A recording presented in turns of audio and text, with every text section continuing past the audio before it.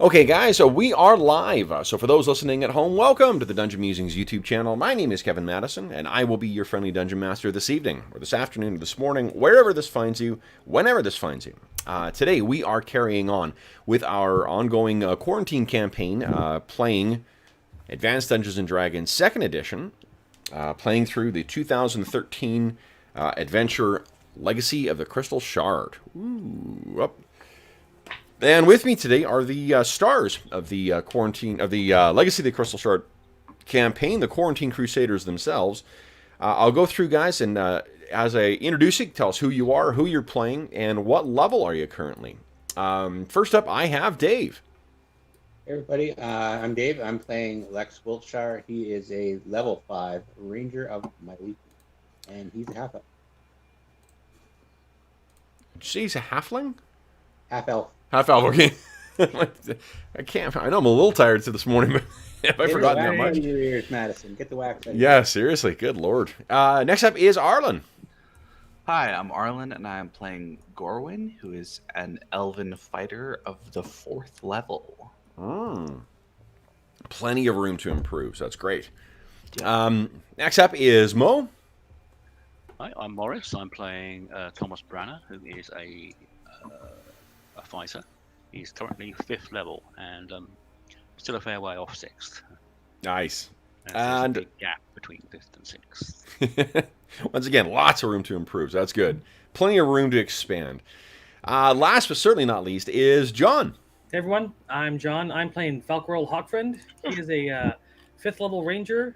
He is also multi-class as a 5th level specialty priest of Solinar, and he's a half-elf as well. Excellent. So, guys, last session we did a lot of planning, and then we did a lot of chatting. So what happened last time? It basically boiled down to we decided against going to Bryn Shander and basically going after our main goal, which is to stop the now revived Icing Death and the witch that rides him. And towards that, we headed to Lake Dinishar, or Lac Dinishar, to Caer Dineval. Yep. And found out there were pirates hounding the shores and attacking people. And Gorwin roped us into helping. So now we're going to go siege the pirates on the lake. I love it. Everyone was like, I don't think we should really do this. Nah, it doesn't really seem like something we should do. And like, we're helping you, and we'll be happy to do it. We'll be happy to do it. We'll take care of it because that's the right thing to do. Yeah. Because Gorwin feels guilty about killing dwarves. Gorwin does feel guilty about Yeah, guys did kill an awful lot of dwarves. All right. So you made some new friends at Caer Konig, right? Caer Dineval. No, Caer Dineval. Yeah. That's right. Caer Konig is the shittier version of Caer Dineval, at least as far as the Caer Dinevalians are concerned. So what was the plan that you guys came up with for dealing with these rogues? Basically, pretty much bait them out into the open and have them chase us while we fire arrows and spells at their boat in order to cause them a lot of grief. Then take them out. Nice. Once they get close enough, I think. And what did you learn about Lac Dinishar? It's like Loch Ness. It's deep, cold, and if you don't fall in without protection, you're going to die. Mm-hmm. And I don't think any of us are wearing metal armor because of issues. Did anyone from Lac Dinishar tell you about Dinopogo, the lake monster that lives in Lac Dinishar? I don't believe that came up. Oh, okay. Well, so They did have a whole thing about the weird ghost legend. Oh yeah. Or something like that. Yeah. And that's Wait sort a of second. I just want to check my weight. So continue. sure. Well, it's currently under the care of the National Health Service right now, so we will be fighting for his attention with them as well. Yeah, so there was that ghost thing you heard about, but you didn't hear about the dragon turtle that lives in the lake too. So that'll be something that'll be fun to encounter when you guys are out there. If you feel cold, don't Dragon worry. turtle soup. Yeah, well, Probably that's tasty. skull. I wouldn't know. Yeah, I've never had turtle soup. One thing that we didn't really come to a fine the conclusion was because we know that this is a pretty strong group. They've actually attacked East Haven. And so, like, how do we get to the source? Then do we, if they try to run off, do we follow them, or if they try to row off? Yeah, I think that was our idea, to try to like capture one if we can, or follow them back to the source, or basically try to find the leader, because we don't think that the leader is going to be involved in an attack on a handful of fishing boats. We think that we're going to need to do something else. So I guess if we drive them off and we don't follow them back, we do it again and hope that the resistance encourages more of them to attack next time. And we also heard about a large piece of black ice that's on their mast, or the prow of the ship. We probably want to like sink that to the depths so nobody has it anymore. Yep. The entire mast, wasn't it? I think. What happens if they're I think they had disguised it so as not to be too obvious. I think we were told. How does black ice affect sea dragons? That's somebody else's problem. Yeah, not well. I'll tell you that much. Well, yeah, I don't know about dumping it in the lake. That might be a bit of a, these people's livelihood is the lake, so we don't want to contaminate it. If it goes down there, I'm not going after it. Well, true. Yeah, I'm not sure where else we'd put it where it doesn't infect something. I think we hope that when we deal with the White Witch and the Cult of Auril and all that sort of stuff, that stops like powering the black ice or something. Or we find a solution somehow, somewhere along. Or we find another solution after we've dealt with all of the different things that we have to deal with. Like maybe we make a dragon. Maybe we send the black ice to Luskin, and that way we just screw with them with it. Just ship it back down there, and that way it messes with them. It does also make them more powerful, so there's that. We'll work it into some chainmail necklaces, and we'll send it in. Gambling dice bags? Yep. All right. So then, guys, the morning comes, and you guys are setting out with your newfound friends, the fishermen of and women of Lac Din Ashir. So you guys will be heading out deep into Lac Din Ashir, and again, like the size of the lake is big enough that it's like going out on an ocean. Like when from the shores, you cannot see the other shore, and once you get out on the water, really you can get to points where you see nothing but Kelvin's Cairn, sweeping up over on the horizon, an ever-present landmark, really anywhere you go in the Icewind Dale.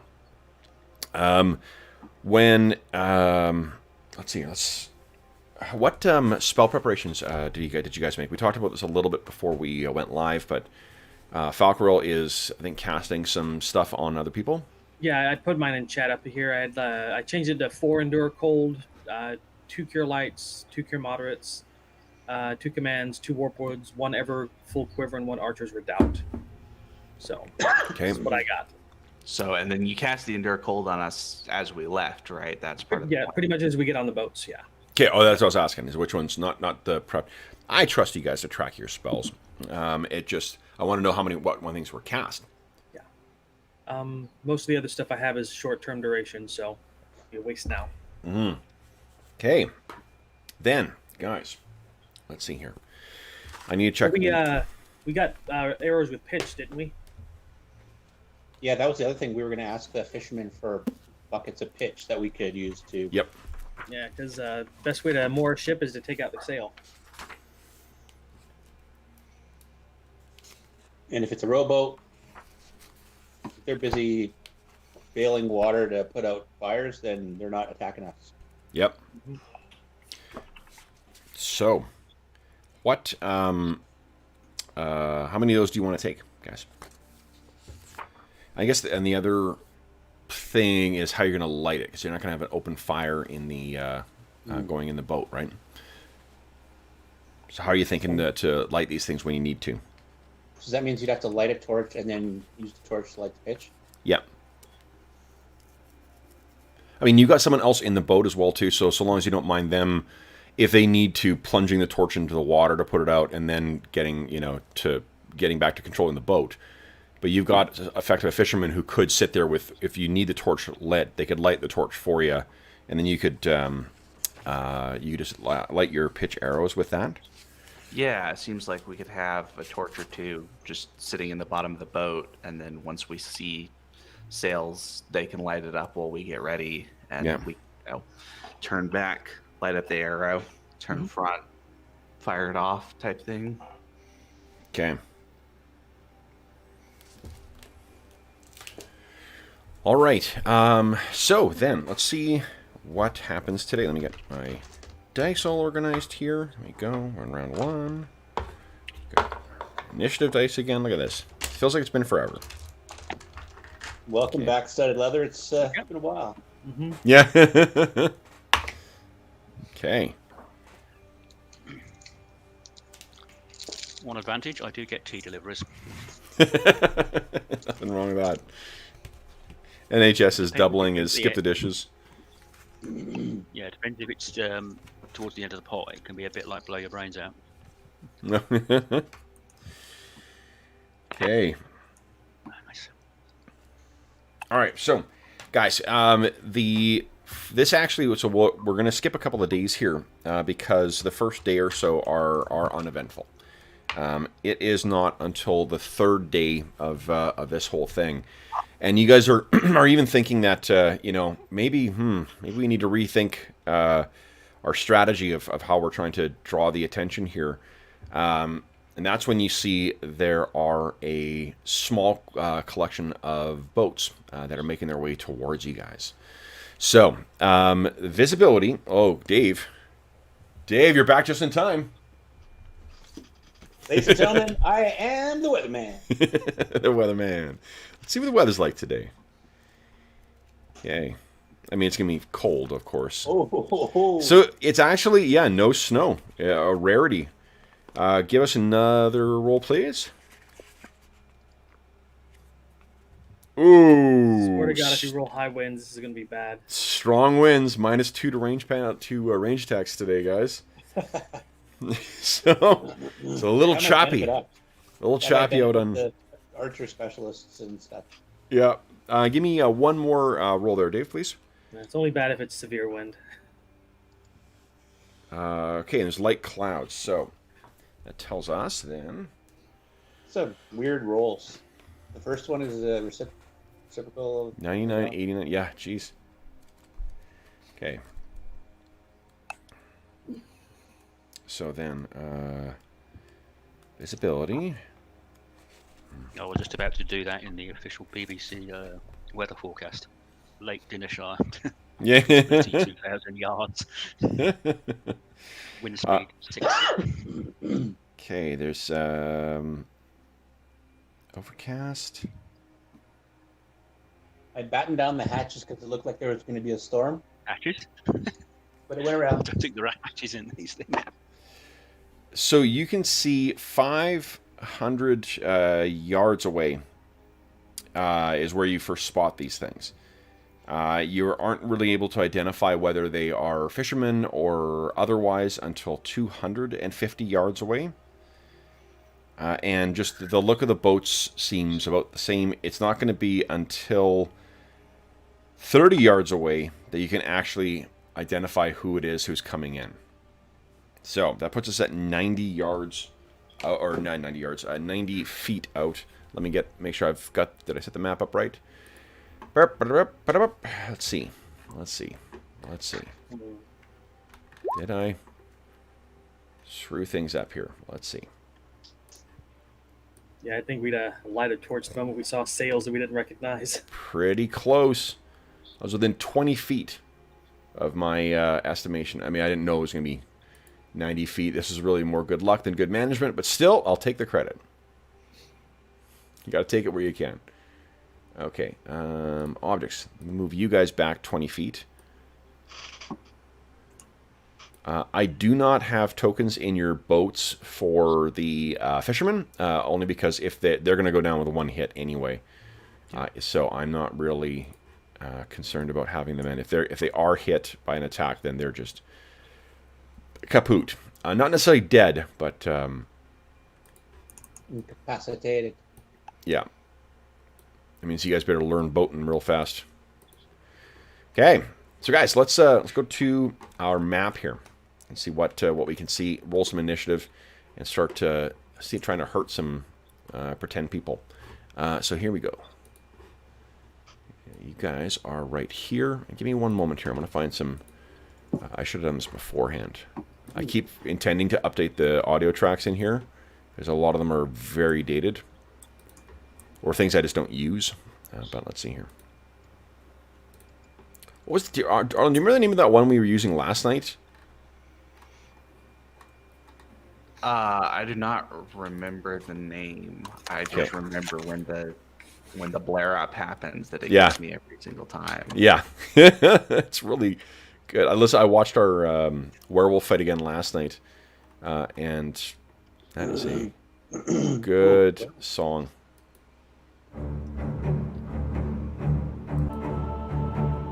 No, it's not that one.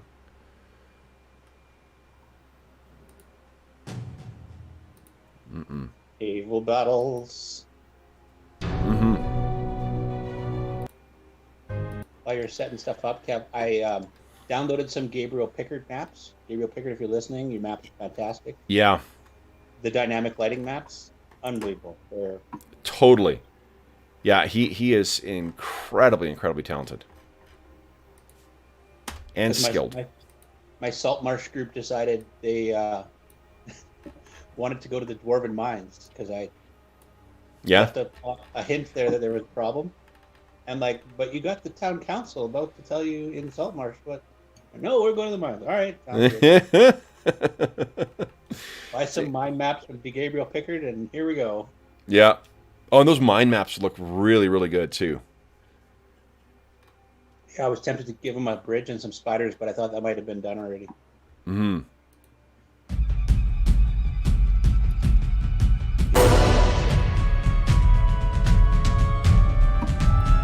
Okay.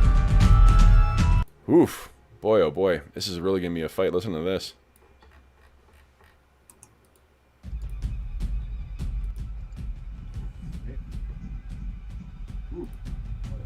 Okay. We are ready to fight some pirates. So they're coming at us in boats just like what we're in? Say again? They're coming at us in boats similar to what we're using? Very similar, yeah. It's clear that these folks came from the same sort of community that Lackdinshire is. Oh, it is the same one. It is the same one, yeah. Okay. This is great. I mean, Kevin Croft, speaking of resource, Kevin MacLeod, his music is just a phenomenal addition to Roll20. And it, yeah, so. Although it is funny when you're watching videos on like other YouTube clips and you hear a track that you've used before. Like, wait, hold on. Okay. So then, guys, let me move you over to... Did I move you over here? Did I? I did. Oops. So. Then, let's roll some... Yeah, I'm assuming you guys have your bows out, down, hidden away the way that you guys had discussed it. The wind is going to be causing -2 to all range attacks. But let's start rolling some initiative. So, who are we... Also, I've got a damaged eye, so I can't... Beyond 30 feet, I have a penalty as well. Just to find out. Oh, no. But I think you said we weren't going to get... Wait. Isn't it medium range? Yeah, medium range. Yeah, medium range. Medium range on your bow is pretty substantial. All right. Okay. Yeah. So the range is in yards in the book. yeah. So you're Oh, looking sorry, like yeah, 30 yards. yeah. You're, So if it's 30 yards, then that's the range that they're at right now. And it's also like for some inexplicable reason, it's listed in tens of yards. Yep. Too. So short bow has a 5 in short range, so that's 50 yards, right? Which is sorry, taken. Short bow says 5 for short range. That's 50 yards, right? That's 50 yards, which is 150 feet. So Yeah. then these are all no penalty. No, so you guys are. This is within 90 feet. Unfortunately, like though, with the overcast weather and this and the haze, it just is not. Yeah. They had to get in really close before. Like you could see who they were, but I'm assuming you guys weren't. You were avoiding raining down arrows on fishermen. You can probably picture like the day before there was a second batch of fishermen that came out, and you guys all kind of got up and realized it was just more fishermen from Lac Din Ashir once they got in closer. Today, though, the weather seems to have turned. It's almost as if it presaged the attack by the pirates. You can instruct your boat person to move the boat. Let's say it will have a speed equal to dwarves, so it'll move up to 20. So you can to have them do that, or you can have them do something else. They're under your kind of control. So, Can they move while holding a torch? no, they need both hands in order to do that. Yeah. Okay, Kinda what I- so then, guys, and I'm assuming the sails are up right now. They're unfurled, furled. I don't know. I watched our Five Rings one, not Five Rings, our Lord of the Rings, the One Ring one, and I talked about how that they furled the sails when they were setting forth, and I'm like, I think it's unfurled. It's supposed to be. I know nothing about nautical terms. So Furled is rolled up, is it not? yeah, furled because you Think so. unfurl it to let it out. I'm like, you furl the sails. I'm like, that was Because not... like I think unfurling a banner is when you let it go out in the wind. And all that Exactly. sort of stuff. Yeah. Yeah. So, all right. So then, we are going to roll initiative first here. So let's see here. Who's feeling lucky?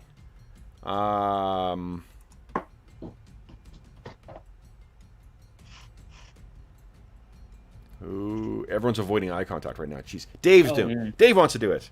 Love it. I didn't know you're looking for volunteers. All right, so then, Dave, would you... Everyone figure out what you're doing with this round. And then, Dave, would you kindly beat my 5?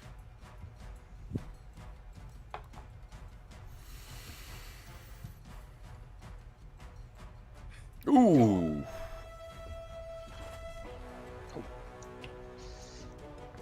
Okay. Now, let me get my... I need a lot of dice here.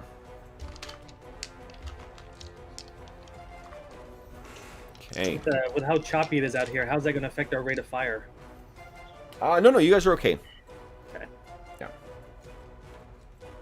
I mean, you're already taking a penalty to hit anyway.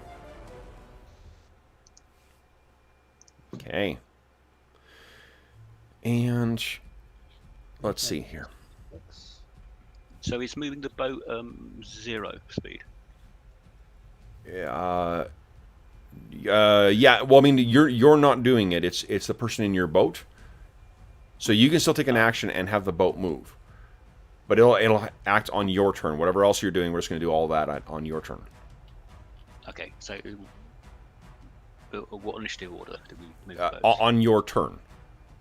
You're not moving the boat separately from your action. We'll move the boat on okay. your action. Yeah. Yeah, okay, makes it easier. Yeah, absolutely. Okay. So then, first up is, let's see here. These guys. All right, so boat is moving. Wait a minute.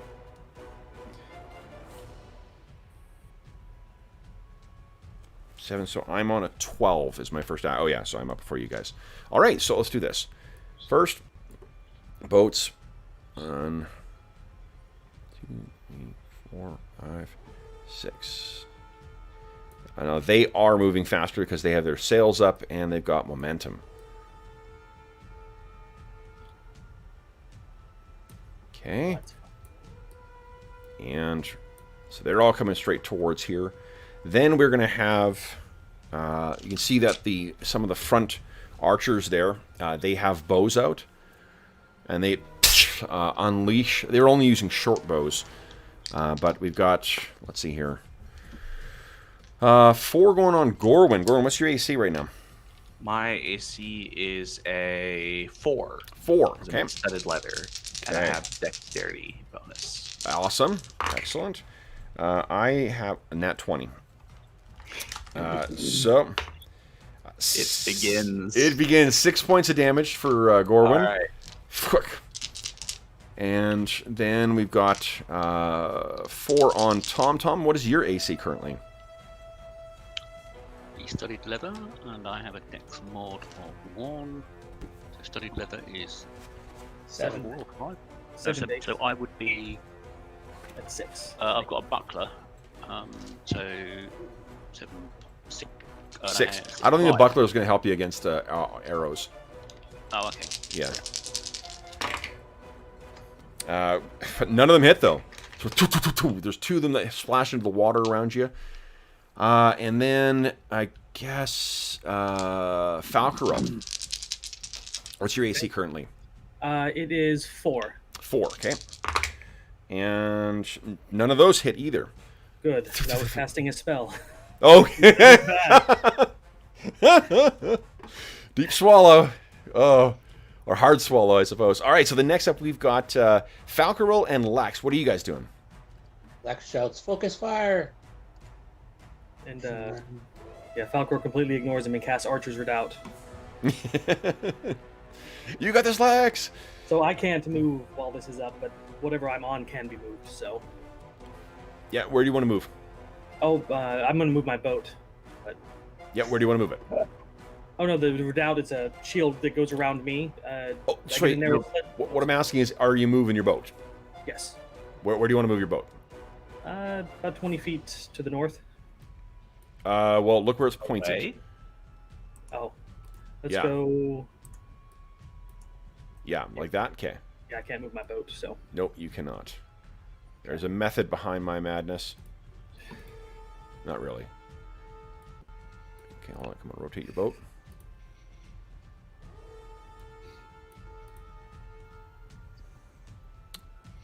Someone may not have thought through the idea of using blue background with blue highlighted tokens, because it's really hard finding that little doggle or toggle that'll let me move to the boat. So I'm like, where the hell is it? It's a bit of shooting in the dark here. Lex, were you... Oh, Lex! Yeah, we do... The wind. Did you incorporate your -2? Oh, you did. Yep. Awesome. Awesome, awesome. Okay, then it is... Thomas, what are you doing, Thomas? Moving my boat too. I've got a little arrow on there to show you where. Arrow, where are you? Oh, Oh yeah, I see it now. Yeah, thanks, Dave. Sorry. Whoosh. Okay. Tom, what are you doing? I'm going to shoot the... You know, have a quick look at those 3 boats. Does any of the masts look slightly different? No, both the same. Again, it's not the mast. It's the what do you call it? The thing on the prow. The I can't remember what it's called. Emblem. I'll keep having an eye on Like, do they each have like black crystal on it? It's not, the masthead, I think, is what they call whatever it is. The thing you put in the front of the boat. Yeah, where like sometimes they have ladies stretched out and yeah. Yeah. The prow. Yep. So is there black ice on each of them? You cannot tell. Oh. You were shooting and casting spells. So Tom, you can't tell anything that there's nothing significantly different about any the sails there. What would you like to do?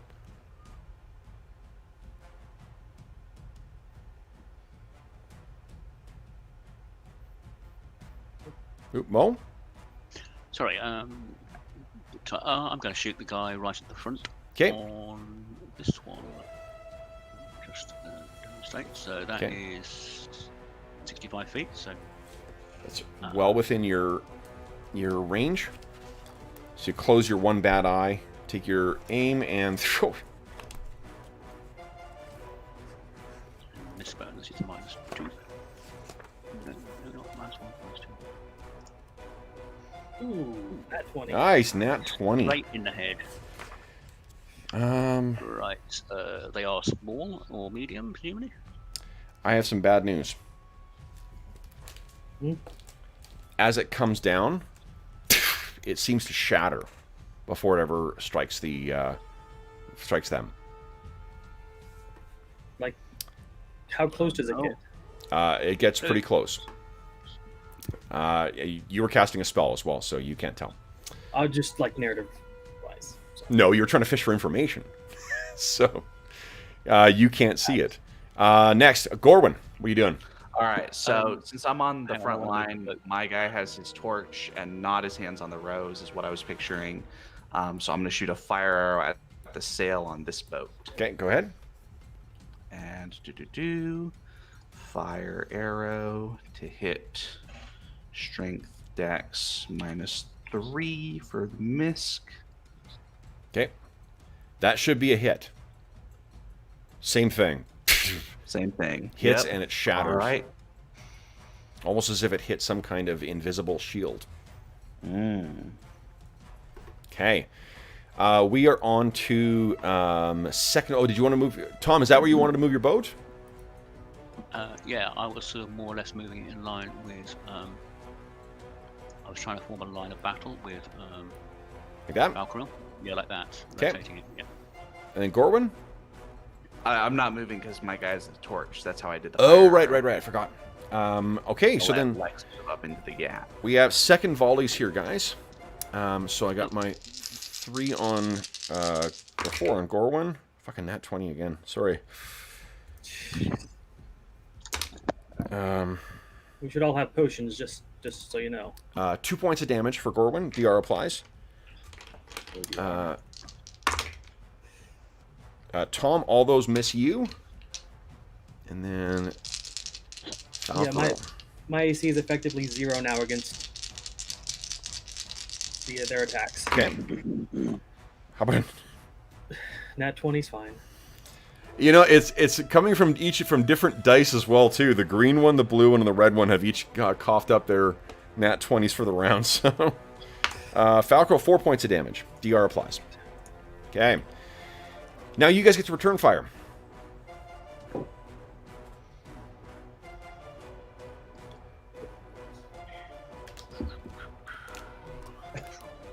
Lex can't hit the side of a barn or a sail or. Well, it seems as if the others, your colleagues, aren't really seeing much success anyway. Like fire arrow at the. Assuming they have the sail. Oh, your mic's up. We can't hear you. Are they paddling or are they under sail as well? Under sail. Okay, this is a fire arrow at the sail then. Okay. Well, you don't have anyone who's lit the arrow though, right? Oh, of course, yeah. Okay, that will just be a normal arrow that just misses. Yeah. Nat 1. You shoot your guy. Is this the right direction, sir? Is it? As to make an excuse for how he was killed by the pirates. Then, guys, I think that's the end of the round. I get a shot on I'm going to try for this boat, the last one. Yep. Just to see if it's protected like Sure. the other ones. Yes, and it is. Yep. All right. All right. So then, guys, it is... getting a reminder that we're playing the game right now. Okay, next up is initiative, guys. We're under round 2, so it's a favored round. Okay. And Dave, we thank you very much for your service as initiative roller, and we pass your duties off to Arlen. Arlen, would you kindly beat my 2?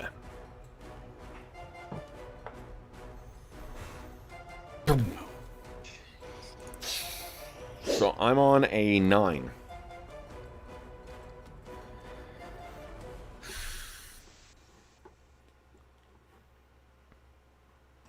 Okay. What are you saying to the last rowboat there? Presumably Cola's in there tied up with the water wings on.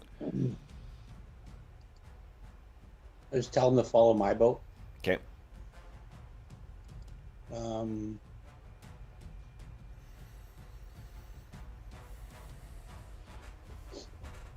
What is a spell-like effect from an item, Kev? What do you mean? What's the initiative?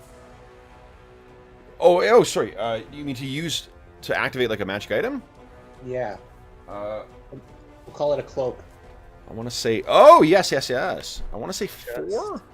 Just a range. Let's see here.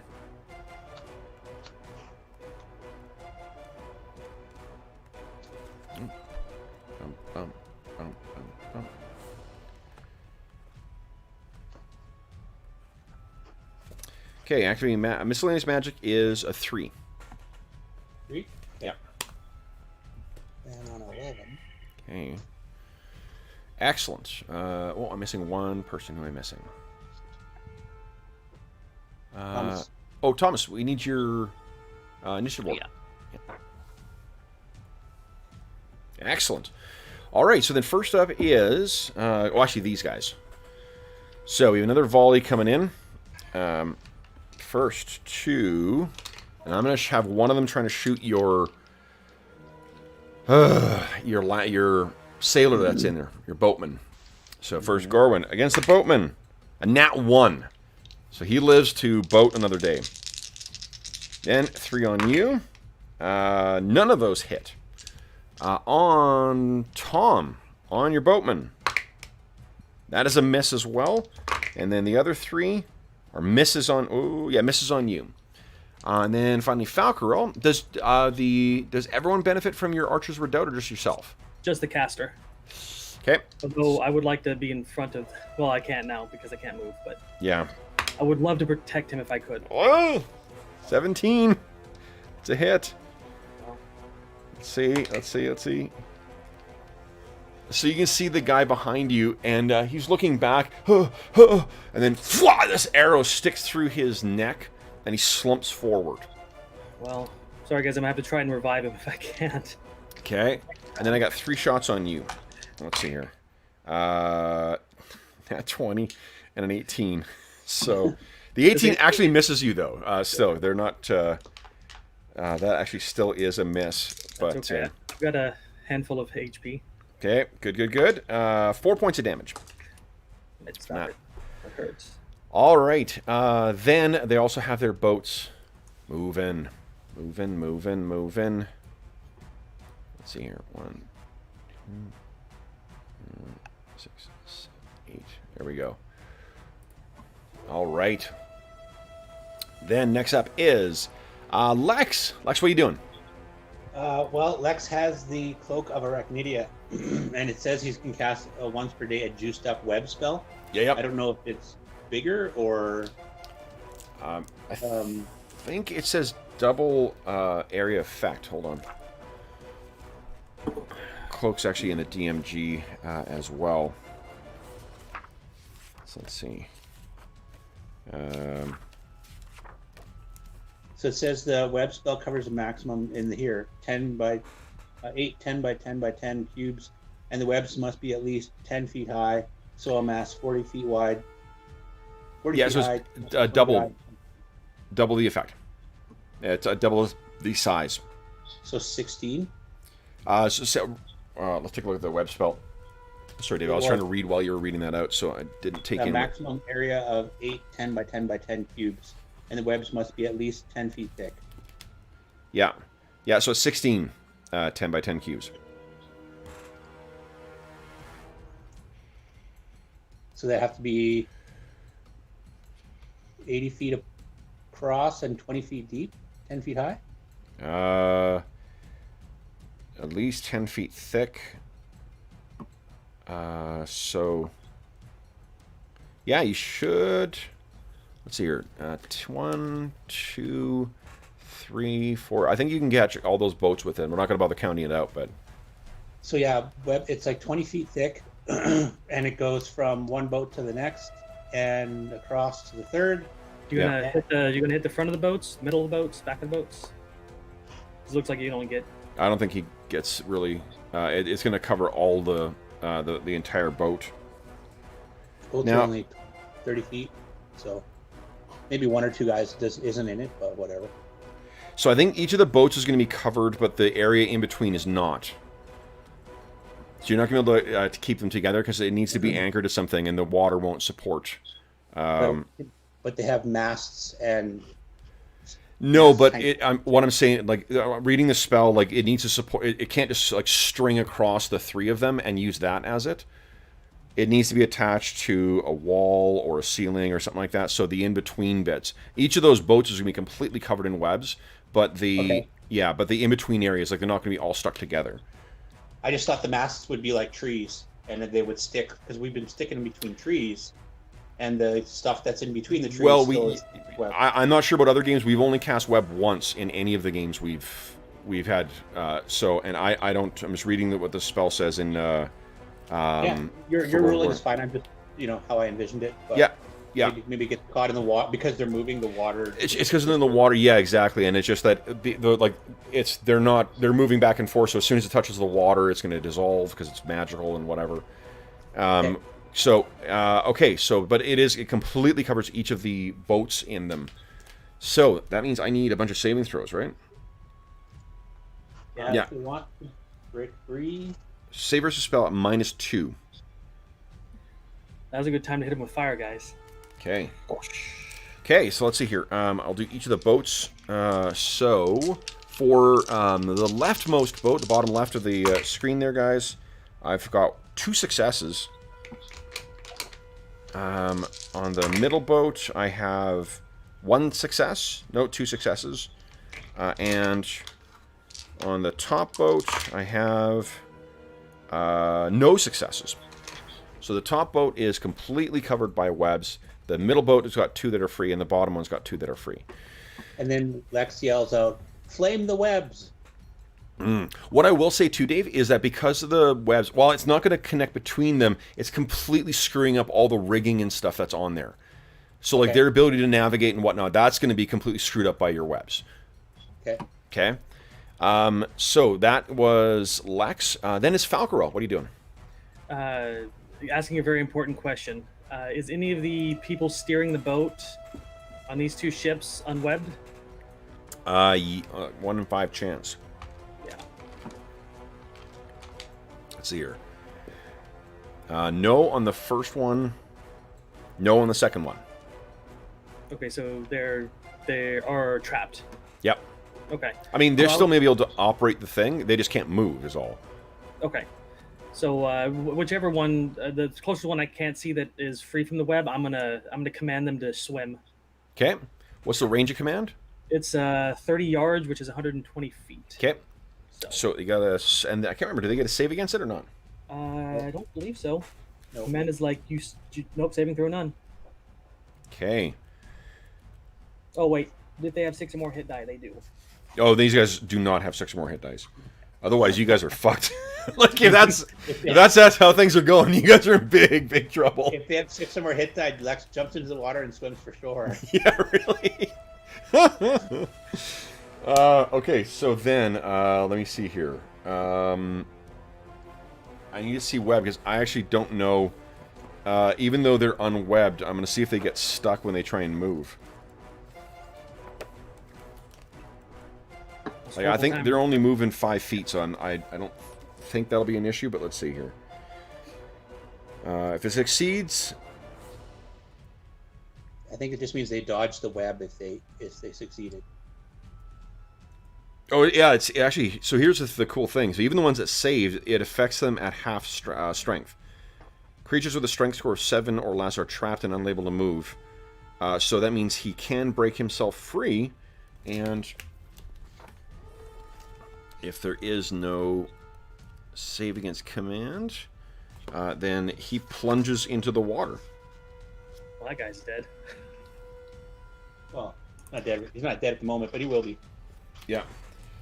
So one of them just sploosh, tears himself free and drops into the water. Then, wait, you didn't take damage this round, right, John? I did not, no. Okay. Then it is Gorwin. No, sorry, then it's Tom. What are you doing, Tom? Mo, what things do you have planned out here? Well, I'm kind of assuming that we're going to do another test if we have to. Or maybe possibly one of his friendly group. Yeah, he's quite concerned that even though he's picked someone's brain who we're going to take with us, it's a separate language and a different style. Sorry, what's that, Mo? Sorry, I didn't catch the last bit. Sure, it's your action, Mo. What would you like to do? Okay.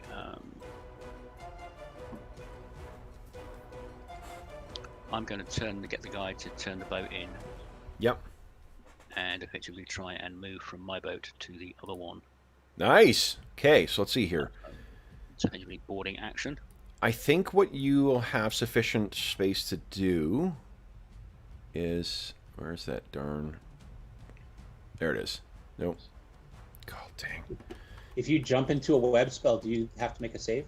I think you do. Let's see here. So, what you'll be able to do is sort of come alongside over here to this oncoming thing. Mm-hmm. And then you can... Let's see what web does, though. Okay, so web... because the duration is... what level did we say it was cast at, Dave? Is it... I don't know. To be honest, even if it's at 6th level, it's an hour duration. Okay. Yeah, so that's more than plenty of time. Okay.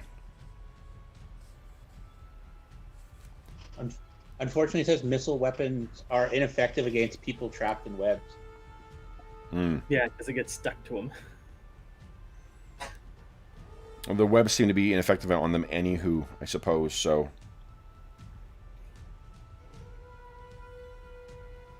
I'm trying to see if, about creatures moving in. Let's see here. It's not in the rules because they haven't figured that anybody would do that. Yeah. Yeah, Gary Gygax sitting at his typewriter thinks for a second. Surely no one would try that. I don't need that rule. You know what I'll do is here. I'll let you make a save versus spell, but it'll be you don't take the -2 penalty. No, here. You know what? I'll just say you're able to move. You're acting as if you're not a trapped creature. Creatures with a strength between 7 and 12 can break through 1 foot of half-strength webs per round. These are full strength, and my spell is souped up. Oh yeah, it's doubled. I mean, he could attack him from not moving on the boat, right? And just get the edge. Yeah, you can attack from adjacent, so you just run up and you can attack one of those guys who's got now stuck up and got the bow. So, Mo, go ahead and give us an attack roll. Mo? Yeah, sorry. That's okay.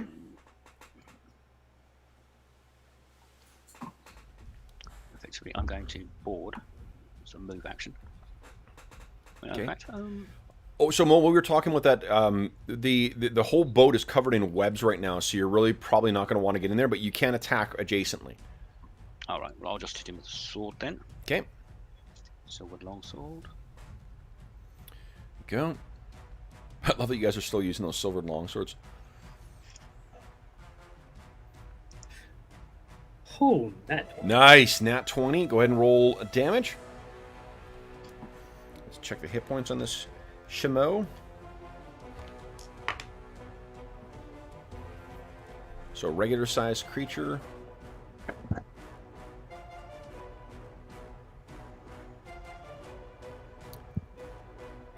Oh. Mo, you rolling damage?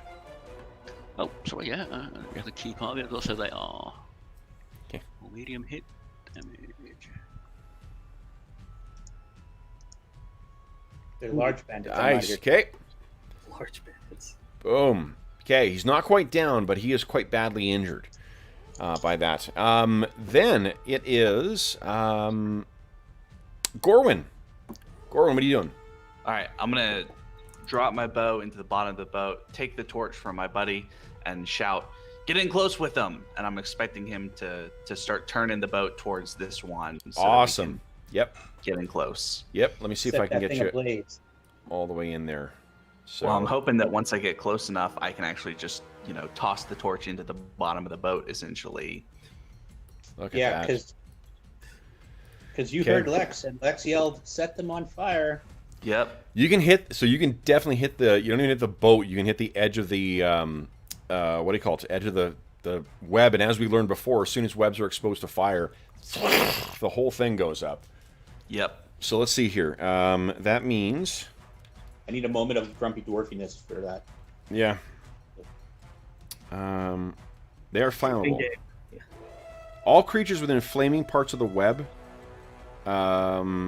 take 2d4 points of fire damage from the fire.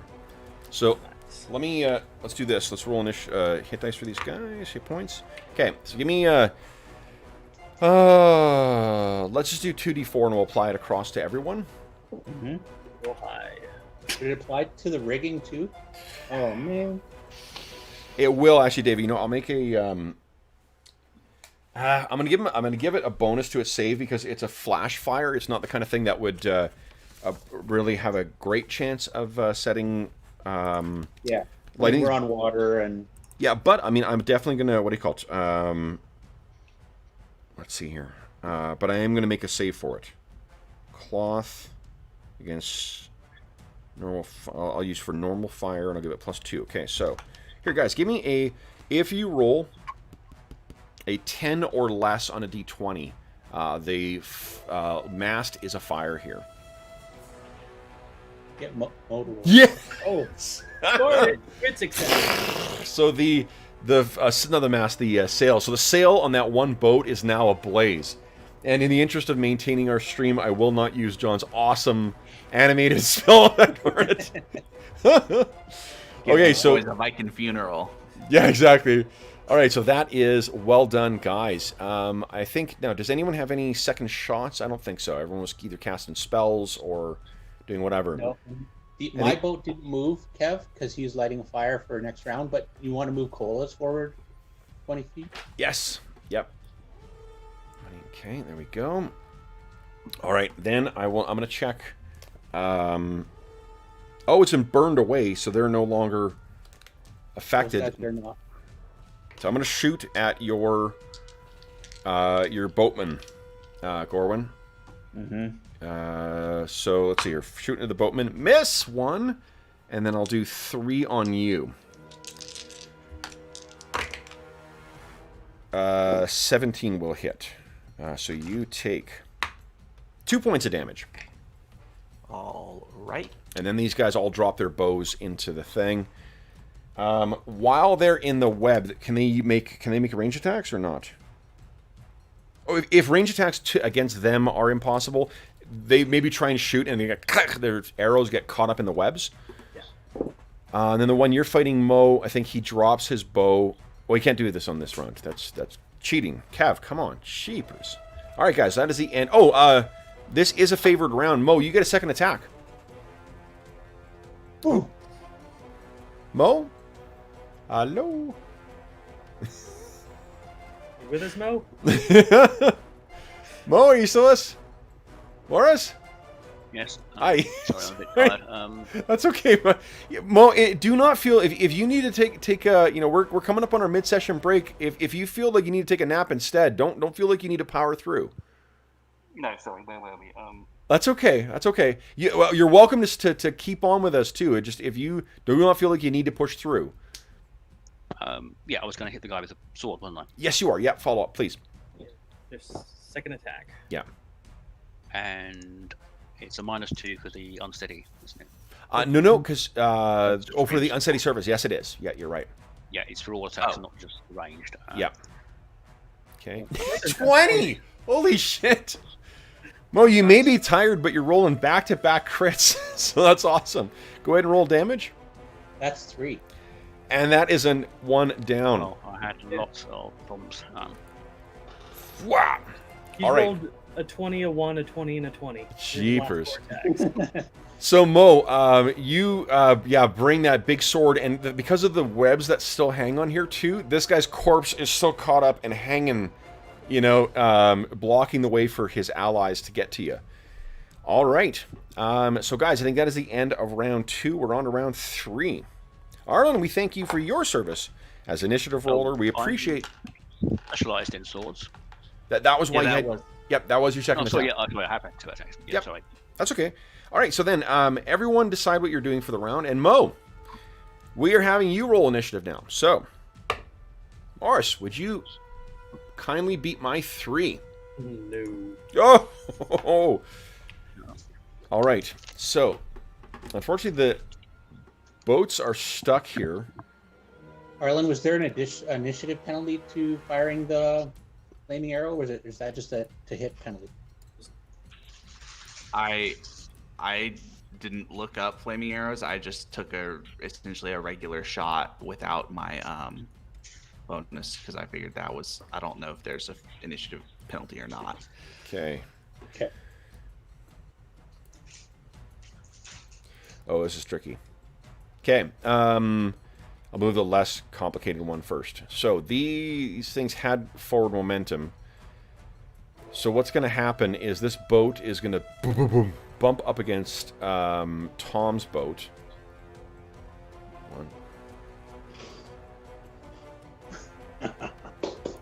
And carry on in this direction.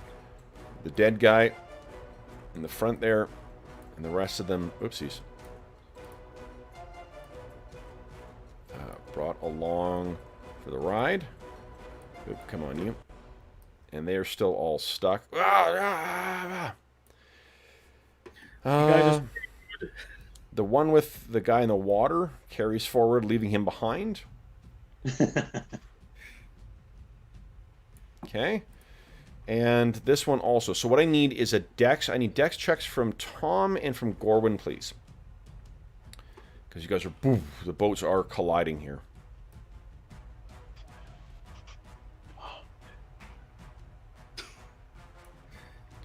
Oh, no! And an astonishing fortune. Yeah. There is definitely astonishing fortune available to you. Yep. Roll a 19. So Oh, no! Thank God you rolled the... You didn't wear your metal armor, and thank God that you had that spell cast on you, because you... Bloosh! Go into the water. Oh, shit. Oh, jeez. Now, the fortunate thing is you guys do not have your sails up, so there isn't forward momentum with your boats the way there is with theirs. We're actually rowing ours. So the fishermen can reach down and help Gorwin out? Yes, definitely. Or Gorwin can just... These guys aren't webbed anymore. Did they have to make dex checks to avoid falling in two? Ooh, yep, that They're sounds boat fair. bumped? That sounds fair to me. Let's see here. We got 5 of them. Okay. Rapid speed. Okay, let's see. Let's see. Kev's rolling lots of 20s today. It's fine. Oh, one failed. Succeeded. Succeeded. Succeeded. I don't know where my nat ones were sitting, is waiting for these dex checks. However, one of them did go in. Ploosh! Right over here, too. That's good. Okay.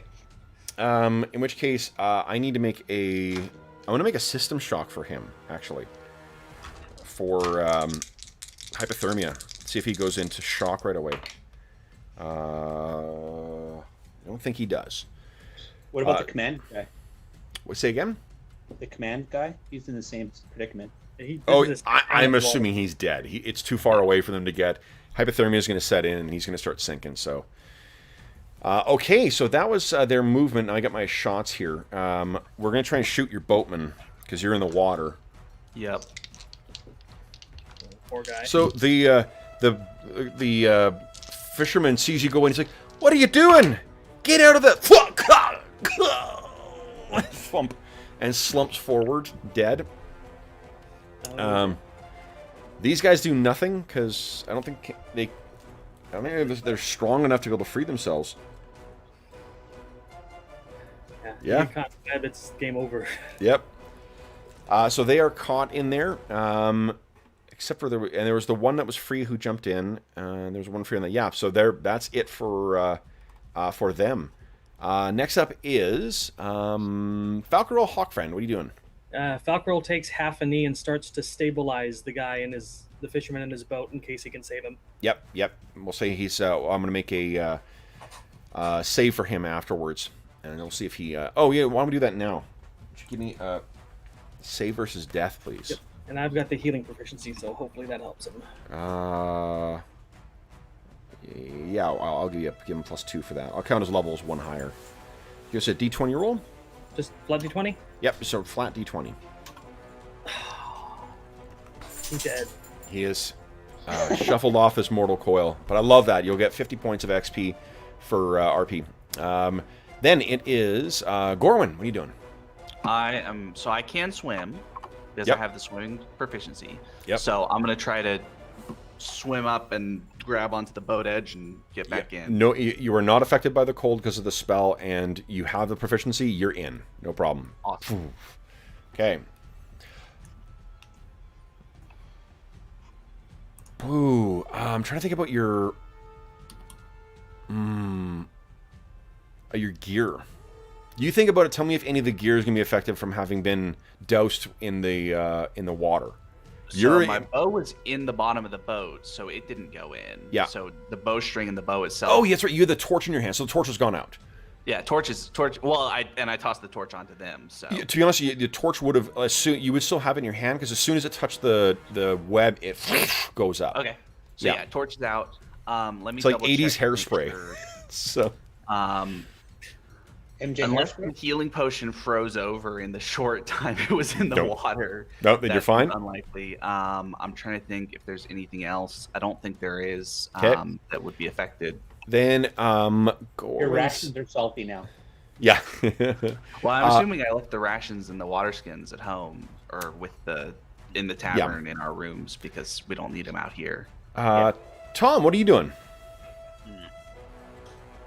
Seeing Falconel gets back in, he's going to get his guy to maneuver the boat round so I can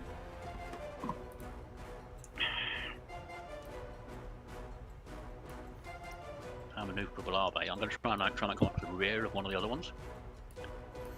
They are not the most. That's about as far as you can go. Take a Can prisoner. I pull that guy out of the water? You could try, sure. Let me roll I'll reach system. down, I will pull roll him up system by the shock for scruff him. of the neck.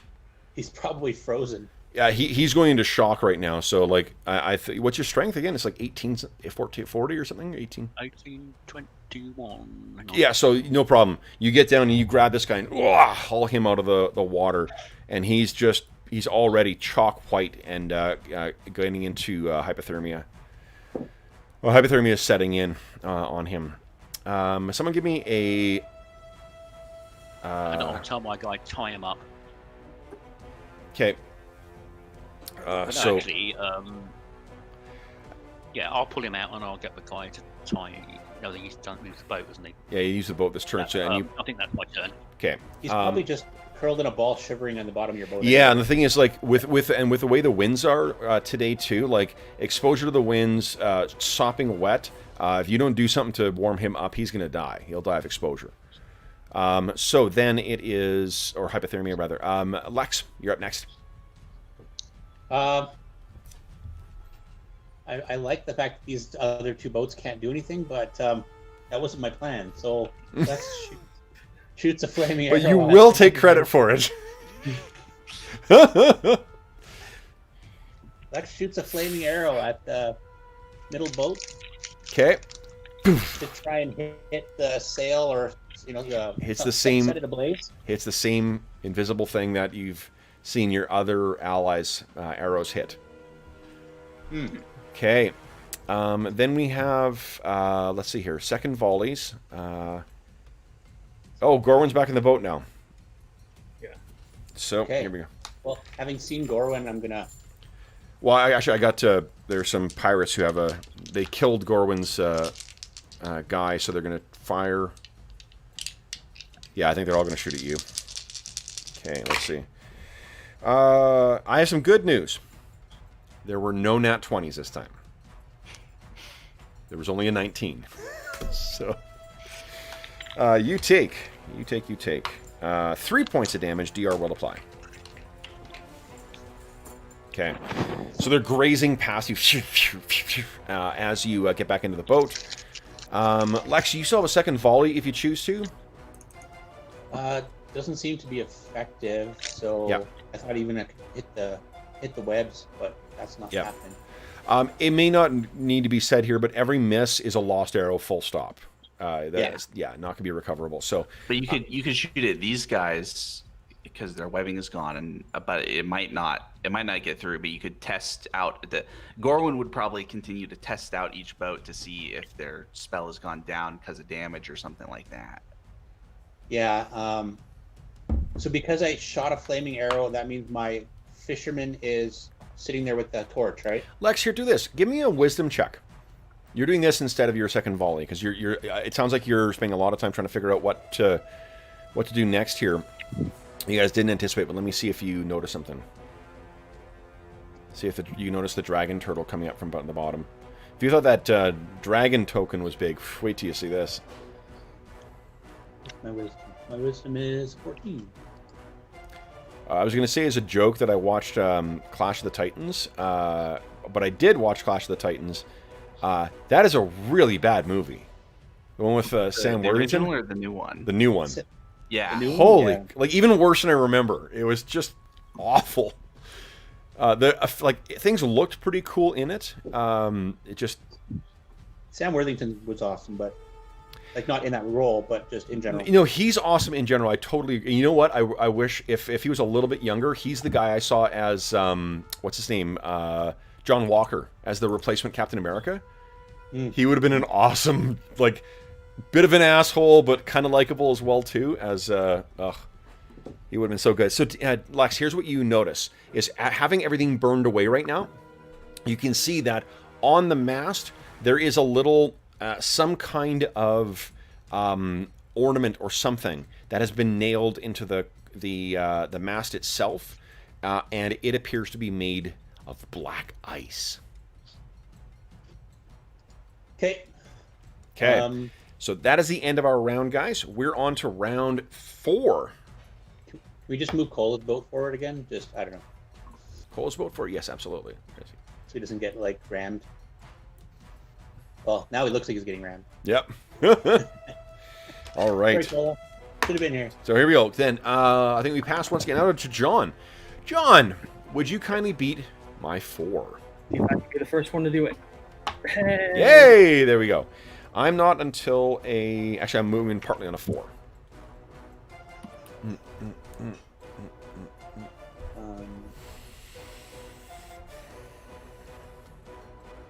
Using a torch is 3? Same as a club. Whatever that would be. 5, I think? 4, maybe? Well, Do you mean like lighting a torch? no, wielding it to set Oh, shit Many- ablaze? many bandits ablaze. Club is a 4, so just use that.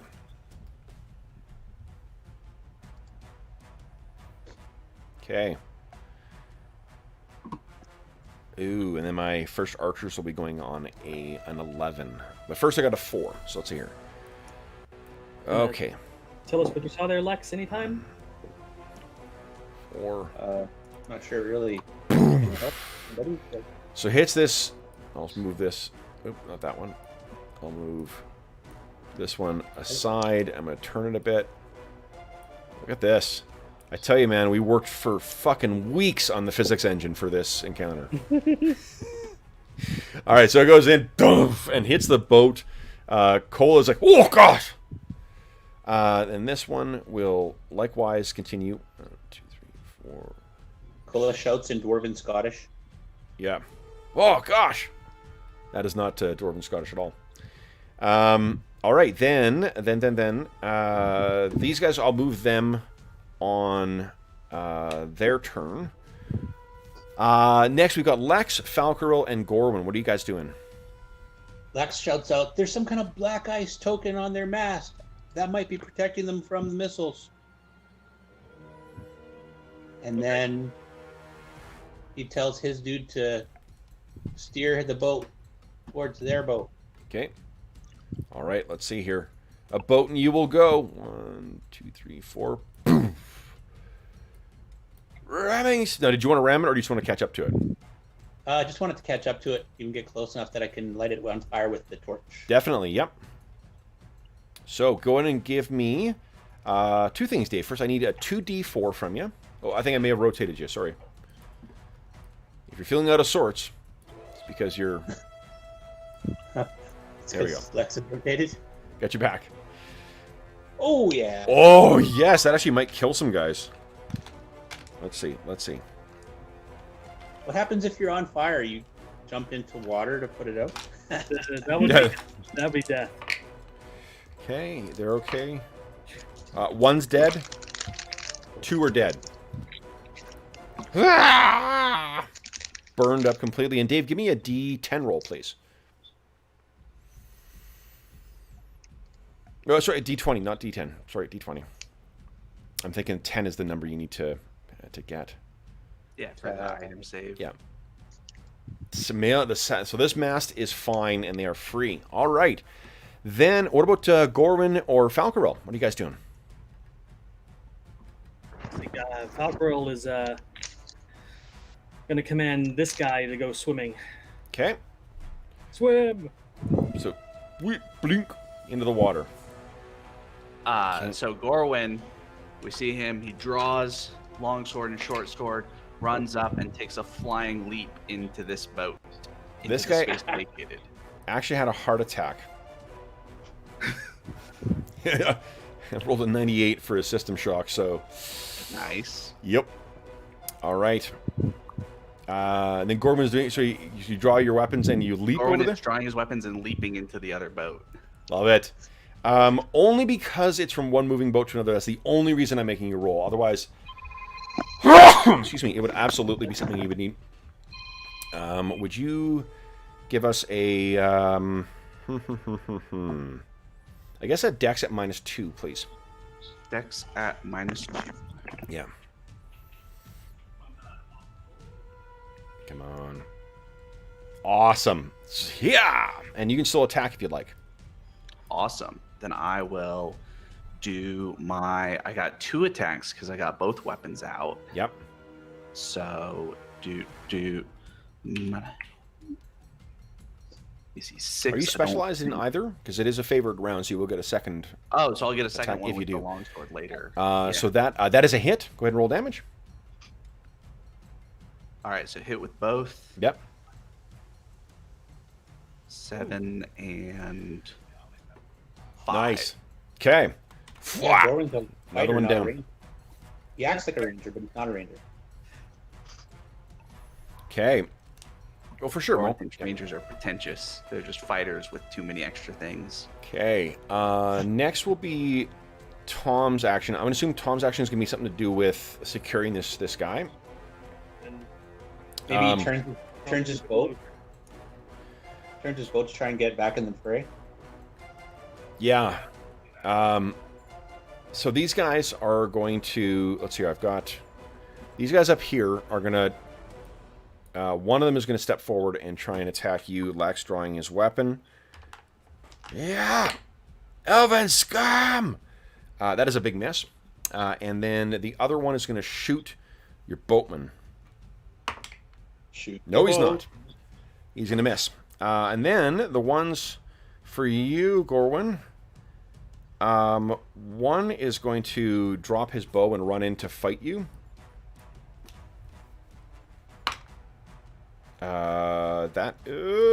AC 6, that's a miss, right? AC 6 is a miss. Okay, yes. great. Then the other one is going to shoot at Lex's boatman.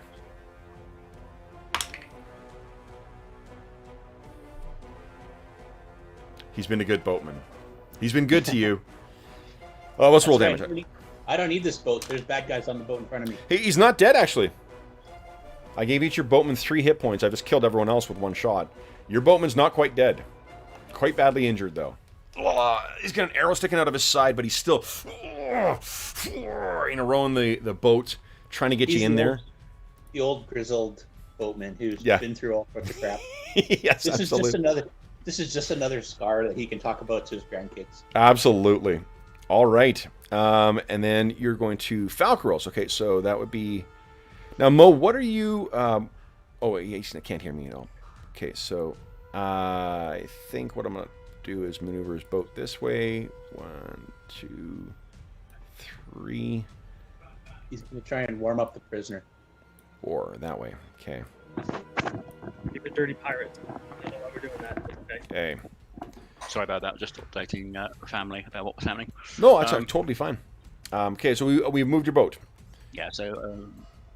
And then what are you doing with I'll your... try and get him. I suppose you have to get the cold clothes off him. Yeah, there's probably a big blanket in here as well too, because I mean it can get really breezy out here. Cover him in pitch and then light him on fire. That'll warm him up. Yeah, it definitely will. All right, so let's see here. Okay. Then we have for the fighters in the group, which is Gorwin. Gorwin, you get your second attack. 20. Nice. Very good. 20. Go ahead and roll damage. Oh, dead. It's another one dead, yeah, with a fire. So you are definitely proving your merit here. Then, guys, I think we're at the end of the round. Lex, to double check, you're not specialized in burning brands, right? Negative. I know that Aragorn makes off as if he is specialized with it, driving off 5 liches, but now you? Okay. We are on to round 5 then, guys. So, John, you're still dominating initiative right now. Let's see here. Now you need to beat my 3. Nope. Oh! The tables have turned! Pirates time again. Alright, so I think my first action, these boats, that one boat is still careening out of control. So I'm going to move that thing to reposition. 1, 2, 4, 5, 6, 8. Okay.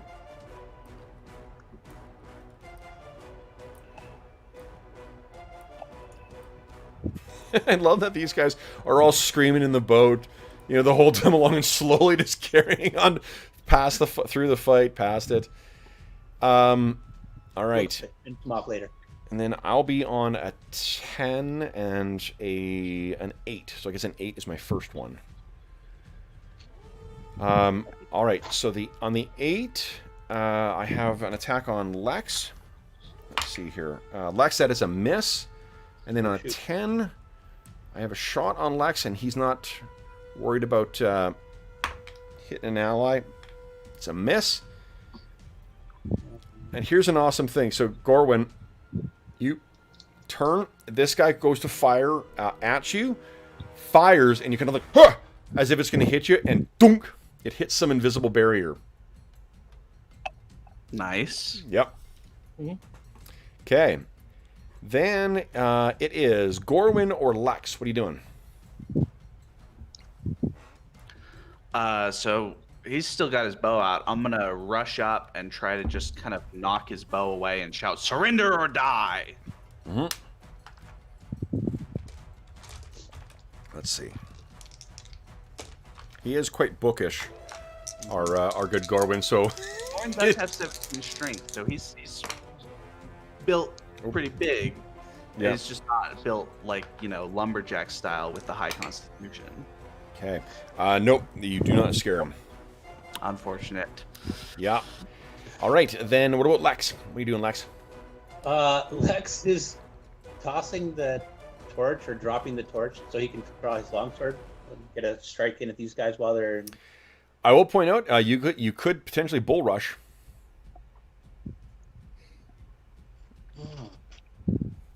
I like that idea. I could bull rush I thought right you onto might. their boat. I'm going to bull rush right onto their ship. Yep. All right, what do I roll? Normal attack roll against their AC. If you succeed, instead of doing damage, you just bump them back. But is it a dex? It's a strength attack, right? Yeah. So I'll use my sword. Yeah. Is there a penalty to this in any way? Nope. Nope. Oh. You want astonishing fortune that? Yeah, I do. I totally do. I'm going to preemptively, because I have such confidence in him, I'm going to preemptively make his save versus breath weapon save. There you go. So I rolled a 2 for his save. So you send this guy careening over, wahoo, down into the water. Sploosh. And now I'm on the other boat. Now you're on the other boat. Yeah, because you move into a square. Okay. Hi, how are ya? Time for a swim. Then we have Thomas and Falcarol. What are you guys doing? I'm going to try and get the boat to go alongside. Sorry, so Gorwin's boat, I think. Gordon's boat? Yeah, you got it. Let's see here. So 1, 2, 3, 4. I'll put you right about there. You're getting towards it. Because we're not there, I will. You can make that jump, right?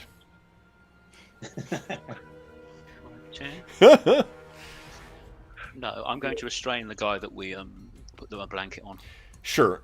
He's so badly affected by the cold. I don't think you'd need to worry so much about that. But you're easily able to do that. Falcro, what are you doing? Okay. Are they steering this boat with a rudder of anything, or is it just ropes and sail? Yep. Rudder as well. Falcro, he's just going to reach out and he's going to warp the wood of the rudder, just so that they start curving to the left as they go in circles. Let's see. Is warp wood out of PHB, or is it one of the other things? Yeah, it's warp wood, PHB, second level spell. Oh, it's okay. I've actually got my what do you call it for Golden Glory open right now because I was reading all about webs. Let's see here. 15-inch shaft of wood up to 5 inches in diameter. Okay. So couldn't you just warp it so there's a hole? Well, I think what you can do is you can warp it. Like you're not. I appreciate you're probably just adding some narrative flourish, but like you're not going to be able to control where it goes because you don't know anything about boats.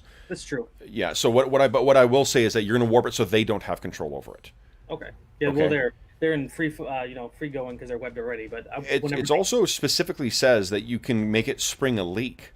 So if you want to be a real mean son of a bitch, you can have them all webbed to a boat. Let's do that. Okay. They slowly take on water until they drown caught in the webs. Yep. So you gesture and it opens up. You've got to say prize money. Yeah. So they're all screaming as the boat is very slowly sinking, trapped in their webs. Oh, this is going to be a terrible death for them.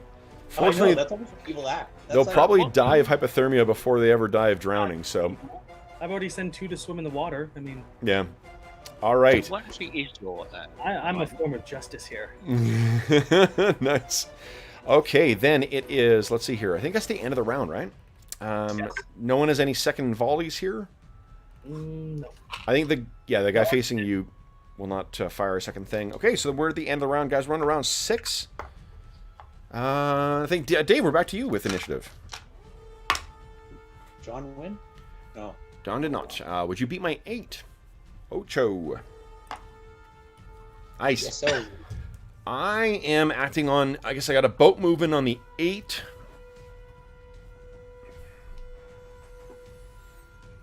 And then my first attack will be on a 13. I'm gonna say 5. I'm gonna try and manipulate the boat. Okay. Oh, you're trying to manipulate your boat. Yeah, I'm gonna get down and start rowing to the other guys. Okay. I think I'm just gonna start turning. Yeah. We'll just have Cola's fisherman come up next to you and you can hop on his boat. You know, like when you got people are trying to turn a canoe or something, and they're both rowing on the same side, and all it's doing is making it go straight forward. Can Cola's boat just go and pick up Falcro? They'll probably see me struggling and come get me next round. Yep. I'll move his boats over slightly this way. Ramming speed! Just kidding. Okay, so Gorman and Lex, you guys are up first. What are you doing? I am going to drop my longsword and my short sword into the bottom of the boat and try to grab this guy. Nice, okay. So, /R 1d20 plus 4 versus his grapple piece. I'm going to astonishing fortune that. Okay. I really want to grab this guy and restrain him before he, shanks me. Yep. And yeah, look at that. Yeah. Roll 20, thank you. Okay. All right. So, roll 20, eating astonishing fortune since 2019. Lex, you're up. What are you doing? Lex is going to bull rush that guy into the water. Love it. Do it. Do not Hey, roll this a is 1. fun. You'll miss and go flying into the water. Lex goes, want to go for a swim? Here we go. Got Yep, check that's time. good enough. Let me make a Oh. save versus breath weapon for him. Nope. Ah, sploosh into the water as well too. Okay. Then it is Thomas. Oh, I gotta move this. The doomed mass. So this, when you guys realize in like 50 years when the ghosts of these webbed pirates begin haunting these waters, we'll know who to blame. They're slowly beginning to take on water and go down. That's awesome. Yeah, exactly. And they say there's a ghostly crew crawling with spiders who haunts these waters. Okay. Seeking out the name of the elf who sent them to their watery grave. Tom and Falcro, what are you guys doing? Oh, flailing with the boat. Oh yeah, so let's do this. Give me an intelligence check at -4. Oh, So -4 from your intelligence and whatever that is and less. well, luckily it's a little higher because I have that ring on, so it needs to be less than 8 now. Hey, I learned something. Nice. Okay. Well, you haven't learned anything. You just have not. You've got some modicum of control over the boat. So Did you want to position it back this way or what? Yeah, I was basically gonna try and steer it towards the guys, and Okay. Yep. There we go. So you're making your way. Okay. this ain't so hard. Okay. Then what about Tom? What are you doing, Tom?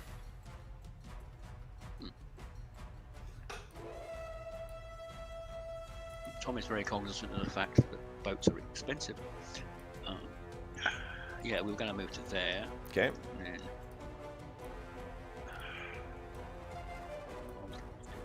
Bam. step 5.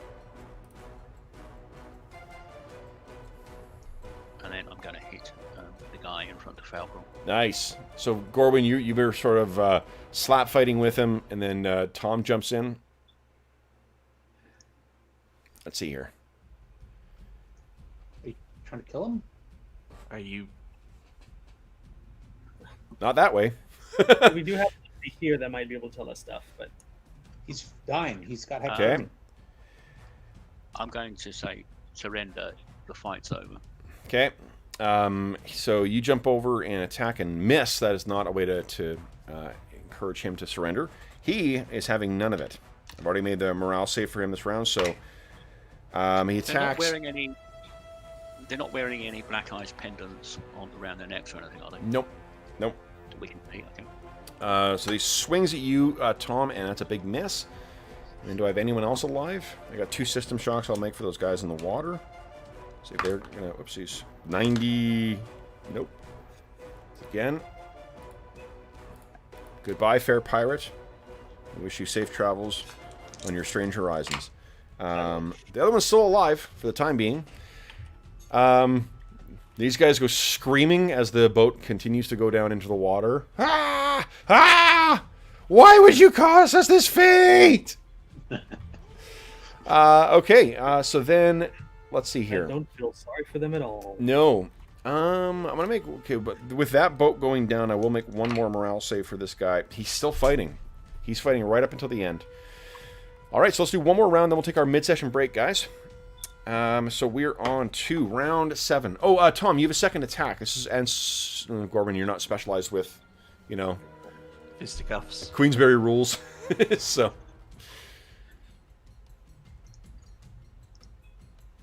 Tom, give us your second attack here. I got full confidence. Assuming you are going to attack. That is a hit. Go ahead and roll damage.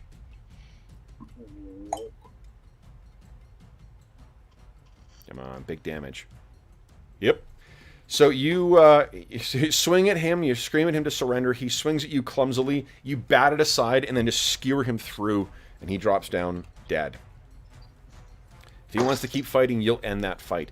Guys, Is he dead or just mostly dead? Because I'm gonna rush down and try to save him because I need someone to sail my boat back. Oh, I'll make a save versus death for him. And maybe a prisoner who's not going to die. of And maybe a hypothermia. prisoner who's not gonna die of hypothermia. Dead. Okay. Yeah. The prisoner that you pulled out, because you guys have been providing the protections, he's got a pretty good chance of surviving. Okay. I'll basically give him advantage on his save versus death. Well, and if we can get him over to Falcarel might be able to cast something on him.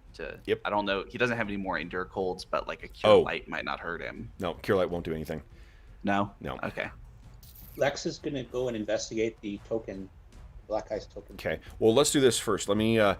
Why don't you guys give me 2d20 rolls? Let's see if this guy survives or if you find him dead in the. You want to? Yeah, I'm going to try and pull the one to the south out as well if we can. He's been in there too long. He's gone. Okay. The only other one we might be able to save is this guy right here. All right. Okay. I think he failed this system shock 2d20s. too. Yeah. Yeah, they're both. The ones that Lex knocked in. 15. 15. Yep. Oh, wait. 15 versus death. Let's see. It's not very. Saves are tough. You're not a 5th level fighter. One off. We have 1 point we can't spend on NPCs. We can't spend it on NPCs. Yeah. Okay. So that is very close, but unfortunately, the merciless waters of the of Lactate and Sheer appear to be no joke. So I think he dies before, like, without you realizing too. Like, you try to jump over and you come back, and he's sitting there with the robe or thing over him. His face is frosted over with the water having frozen on his face where the snow is, and frozen in place as well too. So he, even with the bonus of the Yeah, ranking, even died. yeah. That was the 2d20 instead of 1. Yeah, so he got to roll twice for it instead of 1. All right.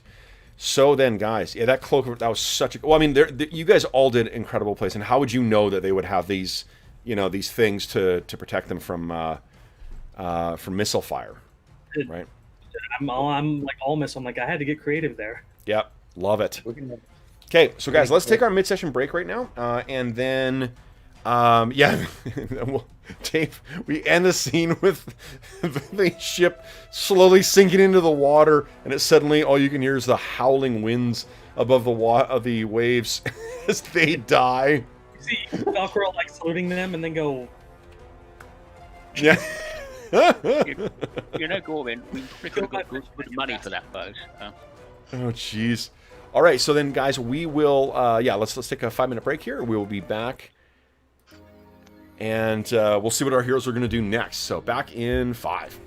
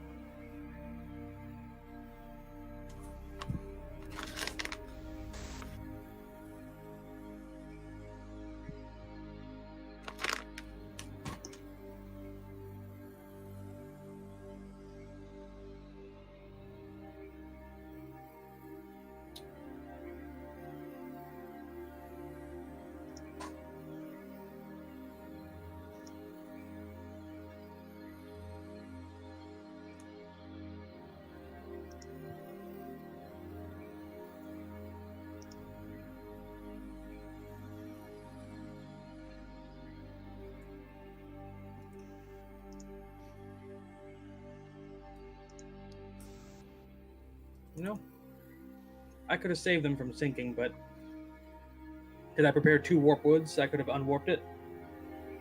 Or no.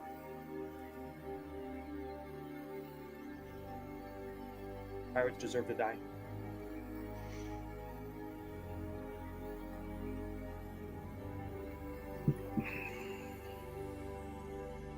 It does make our job harder finding where they came from, though.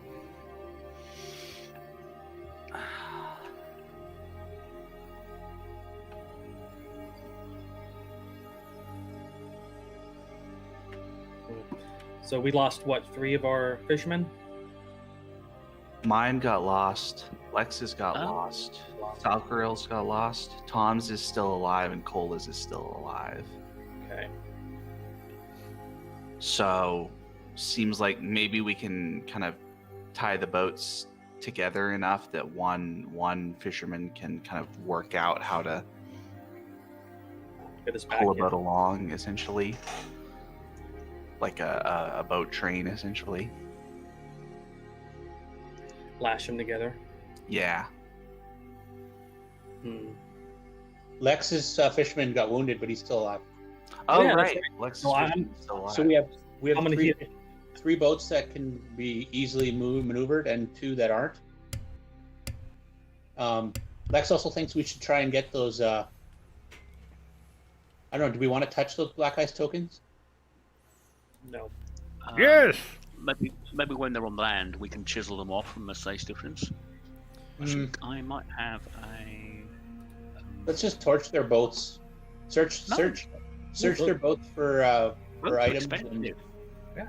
Bring them back to the fishing town. Bring back the boats. Yeah, we lost 2 fishermen. We so might. Do We we might want also to want to use- use them because we were talking about using boats to travel. But And we can reuse their boats. But Yeah, who, we does anyone know how to? Well, I think we were going to hire assistants, but boats are expensive, so we can bring Yeah. them back. we lost 2 fishermen, so this will help maybe make up for that. So Okay. For their families, lash yeah.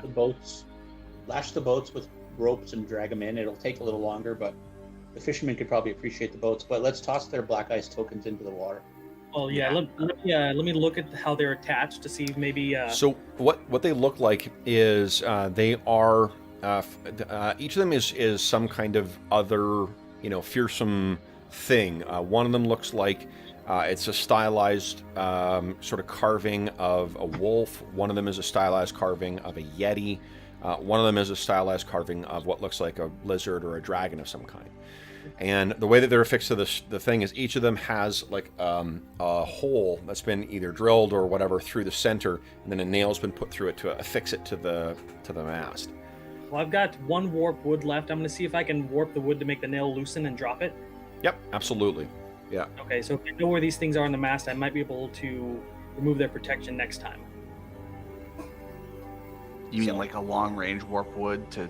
But then Oh, it's yeah. just in the bottom of the boat. Yeah, and there's not. Yeah. Yeah, I won't figure out how to get. That's rid what of I'm that. thinking. If it's like an aura, right, a certain range around it, and it's in the bottom of the boat versus on top of the mast, that's still probably protecting all of the people that are in the boat. So we'll Well, say that Lex's- you touch. Lex's boat- Hold on. Let's just be in the scene for a moment here. So you cast that.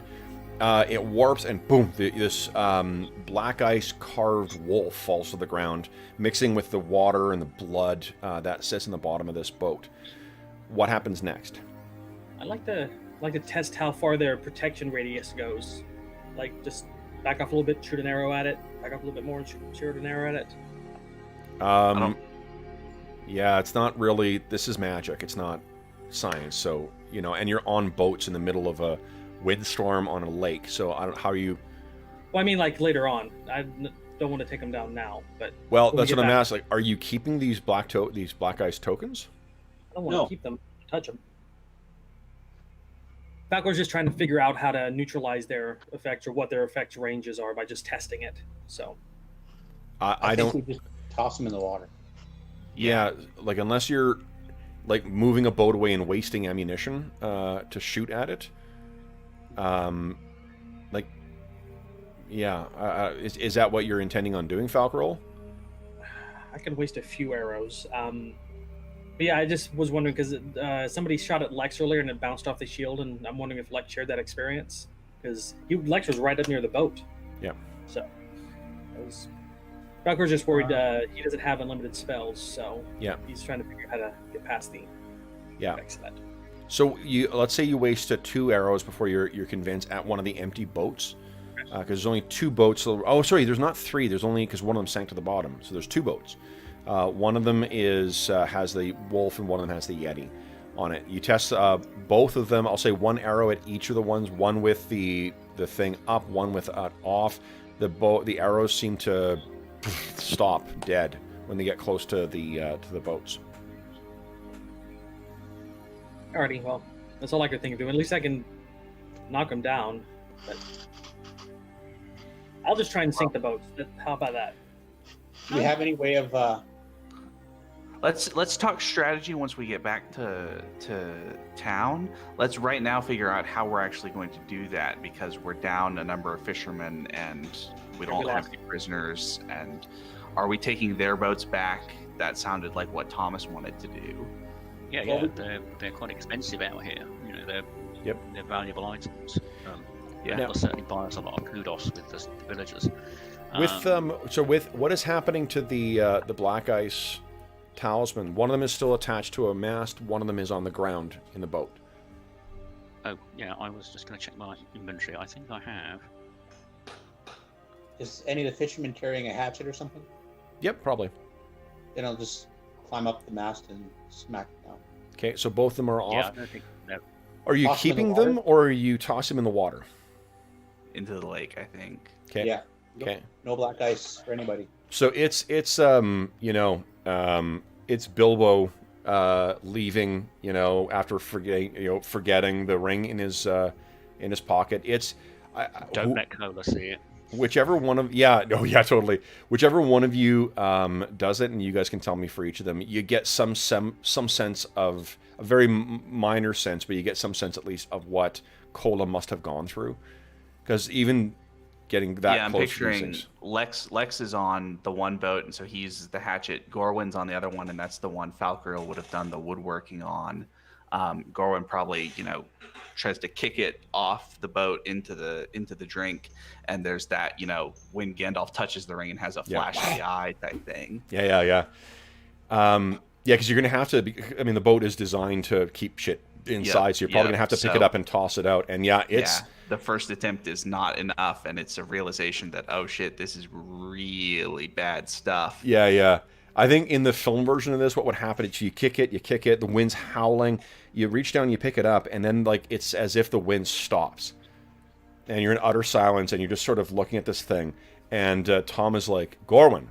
And you look and then toss it into the water, and then the wind is back. But yeah, so you guys all have at least some idea of what what Cola may have gone through, and the strength of will that he exhibited to give that shit up as well too.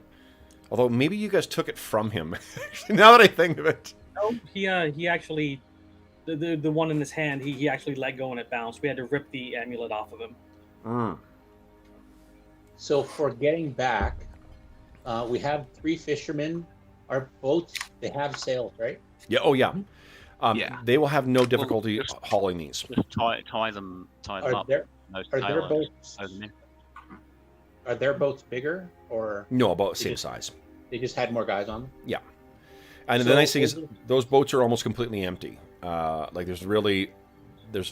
These are intended for bringing pirates out and then bringing loot and whatever else back. So at this point, they're empty. Yep. So it'll be very easy. I'll go through the guy that died. Pockets. Is there anything identifying? Nothing that you wouldn't find on a fisherman. We'll bring the body back. Maybe someone knows him. We'll keep the weapons and armor, and we'll lash their boats to the fishermen's boats, and we'll head back in a little caravan. Sure. Okay. So the a couple of hours of sailing later, and you guys find yourself back at Cair de Naval. It's a bit sad because we lost a couple of fishermen. But Yeah. I tried But- to save mine. Less than than what would have occurred had you guys not been there, though. So yeah, there is that as well. All right, so you guys, What's my fisherman's name? He's got another story to tell. you're a fisherman. Yeah, give me a sec here. His name is Nunya. Nunya Business. No, his name is Alishar. Alishar, you're going on my cheat because you're cool. Yeah. So what you'll probably find, Tom, in like there's probably a bit of like a scrimshaw, kind of like say a knucklehead trout in there, and it's made from kind of the cast-off bones that would not necessarily be used, the things that don't have the same value that the knucklehead trout has, which is weird. I mean, like this isn't the sort of like gold and whatever else that you would expect to find in a hardened pirate's sort of pockets. This is clearly just it's a and even looking at the bodies, like afterwards with everything kind of everything done, apart from the sort of ill-fitting leather armor, the one survivor that you pulled out of the water who then died, he really, like, there's not substantial differences between him and the guy who's piloting your boat.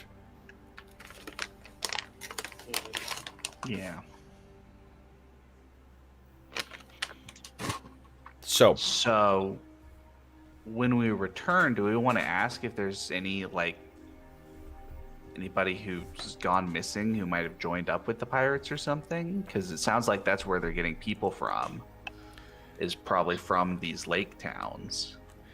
Well, so the only ones who really survived the attacks thus far have been the ones for that massive attack on East Haven.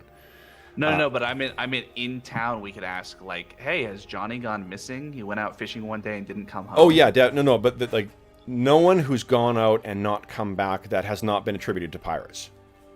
Okay, but what I'm wondering is if some of those have joined the pirates rather than just being killed. We assume that they were all killed. I get that, but they don't know. Like, bodies aren't found. Yeah. If you die in Lacton Shear, they've tossed the bodies in the water. So I'm moving from us being able to determine that to us being able to assume that based on the fact that the pirates are growing in strength. Yeah.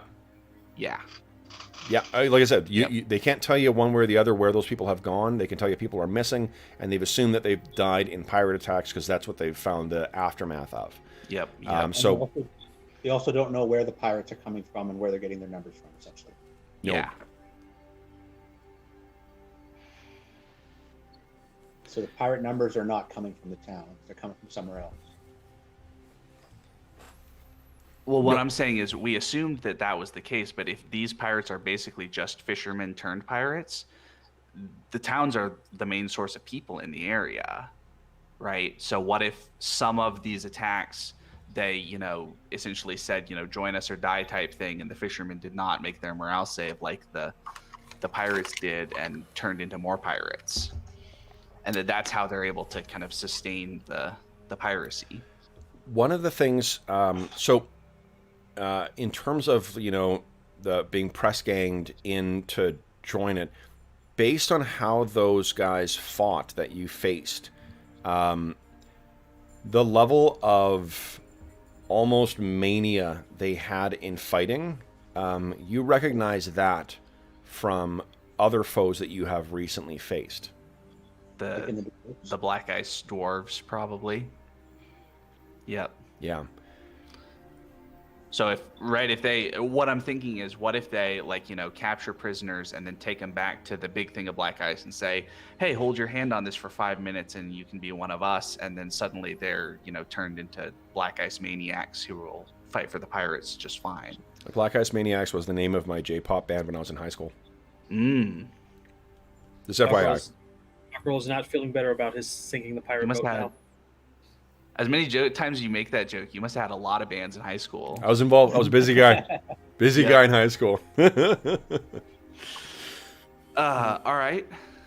Amazing you didn't stick with music, Kev. There's a reason. There's a reason we kept breaking up and forming new groups.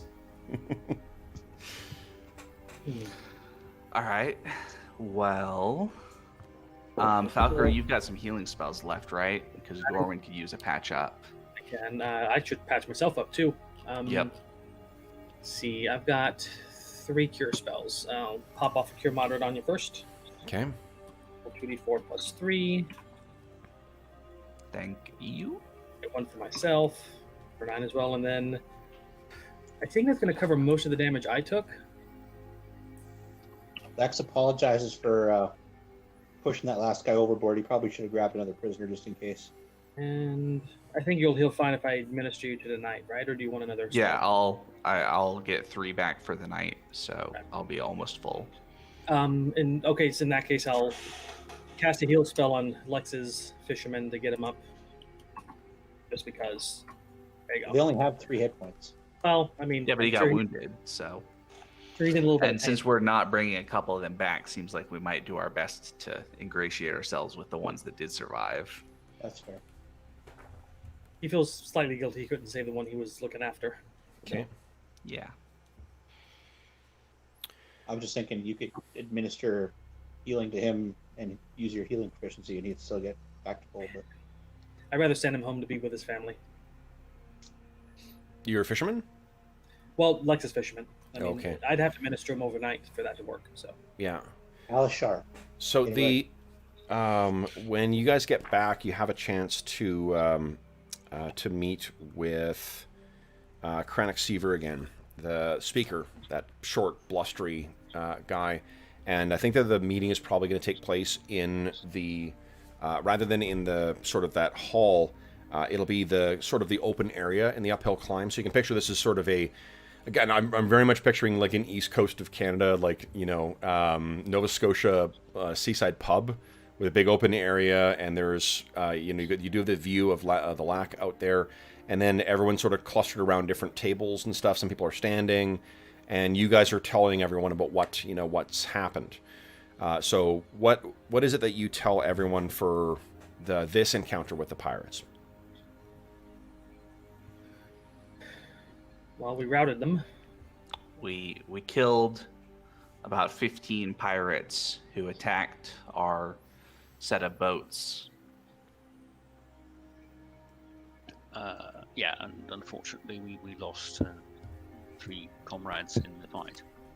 Was it 3 or 2? 2. 2. And the captain, was the captain among them?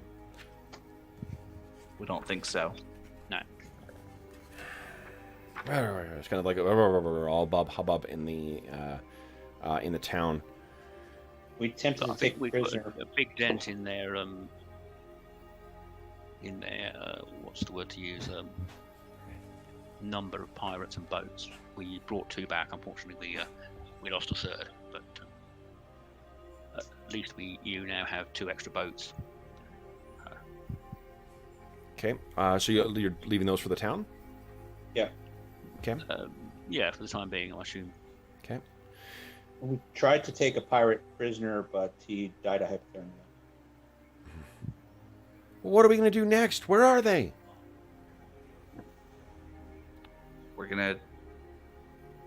Our plans have not substantially changed. We're gonna force another pirate attack or lure in another pirate attack, and hopefully the captain will be with them this time. And if not, we'll focus more on taking prisoners, I guess. Could we take a boat trip to East Haven? And if we're attacked, we can attack back, but we can also go to East Haven and do some investigation. Maybe they've got more info. Maybe they took prisoners when they were attacked. They did not. Word already got here that yeah. Okay, well we can try another. I mean, I'm not saying that you don't need to, like, not to necessarily do that. Just word has come. That's how they knew, when word came about the pirate attack, they would have said there's no prisoners either, no survivors at least. Tom's going to suggest. I mean, assuming this is the evening over my sister Mead. Yep. There's no islands in the lake, are there, that they could use as a base? Nope. So they presumably have somewhere on the shore probably between here and East Haven. Yeah, there's a lot of Some sort cove. of base. So Yeah, there's a lot of shore, and we'd have to go out days and days and days to try and find Yeah, it. I mean, it could be, yeah, even if it's the sort of southern end of Lackdinnershire, that's a lot of searching. I assume we're in private when we say this. You can be, yeah. I mean, once you've finished delivering your report, everyone sort of goes off to their own I corner. wonder if the pirates have spotters in towns, that when they go out, they signal somehow. I was wondering whether we could deliberately boast downstairs and try and trigger an attack by the captain. More likely they're going to retaliate because we took 3 of their ships down and no one returned. Well, that's the other thing, is they may well attack here if they've attacked East Haven in retaliation. So that's something we'd have to be aware of. We just stopped 3 of their boats here. Why would they go to East Haven to retaliate? No, I think they might retaliate here like they did in East Oh, Haven. okay, yeah. I'm going to say, why don't we just have a couple of days rest, see if they attack here. If not, we can go out again. So the townsfolk are looking and saying, so we're just to what? The season's coming to an end. We're supposed to leave ourselves at the mercy of the pirates? No, we're going to go out every day like we did. Oh, right. Oh, so they've got to, like, it's like the, what's that, Atlantic cod fishing season, where it's a short season, so they've got to get everything out. Well, winter is here. Like the lake's going to freeze at some point. Okay. we need- let's just them. do what we did and try and take a prisoner. Or if the captain shows up, take him So out. it's after you. So what you guys can see, the thing that once you guys finish have finished your report to the community, and you split up to your different sections, you can see there is 2 families that are obviously having wakes for the 2 fishermen who died. So Best we give boats to them as a recompense for their loss. I'm not opposed. Lex will go over and, apologize that we weren't able to bring them back and offer to give the families some coin to help get them through the winter and into next year. So Okay. he'll give them each, 2 plat. okay, what's your charisma? I'm a ranger. It's got to be 13 13. So that's what's your modifiers? What? plus 1 Just 1. Okay. reaction adjustment. Yeah, I mean they're definitely they're appreciative, and they're not hostile towards it too. But it does seem like their minds are kind of elsewhere right now. Yep. I mean the freshness. Maybe he won't go. He won't go during the wake. He'll wait till after. Sure. So while that is going on as well too, there's a woman who approaches you, and her name is Misha. And Misha looks like I can't remember Olivia. What's her name? She's from Broadchurch. She was in The Favorite as well too. I can't remember what the actress's last name is. Anyway, she a very plain-looking woman, dark hair. She's dressed like a sailor or a fisherwoman as well too, and she just kind of looks around, secretively, and she seems to, in particular, those of you who are particularly good students of human nature, it appears that she's waited until Seaver is well away from you guys and occupied elsewhere. And she makes her way over and says, I'm sorry. You're the heroes who fought the pirates today. We are. Unfortunately, we were not as successful as we hoped. If you took down 3 of their crews, that's more than any of us could do. So It's something. I heard that the plan was to just continue on, to wait to see if they come again. Yeah, we don't have much information. We tried to take a prisoner, and he died of hypothermia, unfortunately. But So I was fishing late 2 days ago. I know it's foolish to be on the lake in the dark, but this season, my husband was one of the ones who we lost early in the season, and someone needs to feed. Someone needs to make the catch. I was out near the middle of the loch, and I saw something. a ghost? I don't... No ghosts. No. But I could have sworn it was Creedon's fairy. And she kind of shakes her head. She says, I'm sorry. Creedon is a man who owns a ferry out of East Haven. And he runs a transport for goods and for people. He's not a fisherman, so his boat is easy to spot. And for some reason, he was out in the middle of the night, in the middle of the loch. He didn't see me. There was still haze on the water, or I don't think he did. But there's no mistaking the boat. And he was heading up towards the north end of the loch. Odd. Odder still, he didn't seem to have any people with him. I didn't see anyone else. Now, given the hour, they could have been sleeping, but... But he wasn't transporting people on a ferry like he normally would be. I saw no animals. I saw no people. So, is that something that could be... Is that Certainly. of help? Do you know roughly where you were in the lake? And she kind of grins. She says, I've heard that none of you are seamen. We are landlubbers, I believe you call us. It's hardly a sea. But... It was roughly equidistant between Caer Dineval and East Haven, closer to the eastern shore.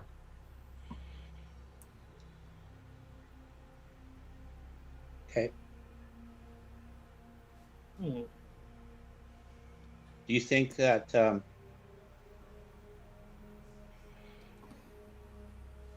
you think that other fishermen would be willing to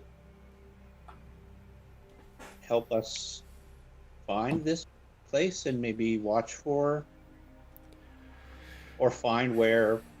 I don't know many fishermen who would be out, and I can tell you I caught 6 kinds of hell when I came back the next morning, because they had assumed I was taken. And so, and I think it was really a matter of good fortune. There was mist on the lake. I think that may have been the only reason he didn't see me. Or if he did, he didn't care for one boat. I don't know Creedon that well, but I know his boat from anywhere.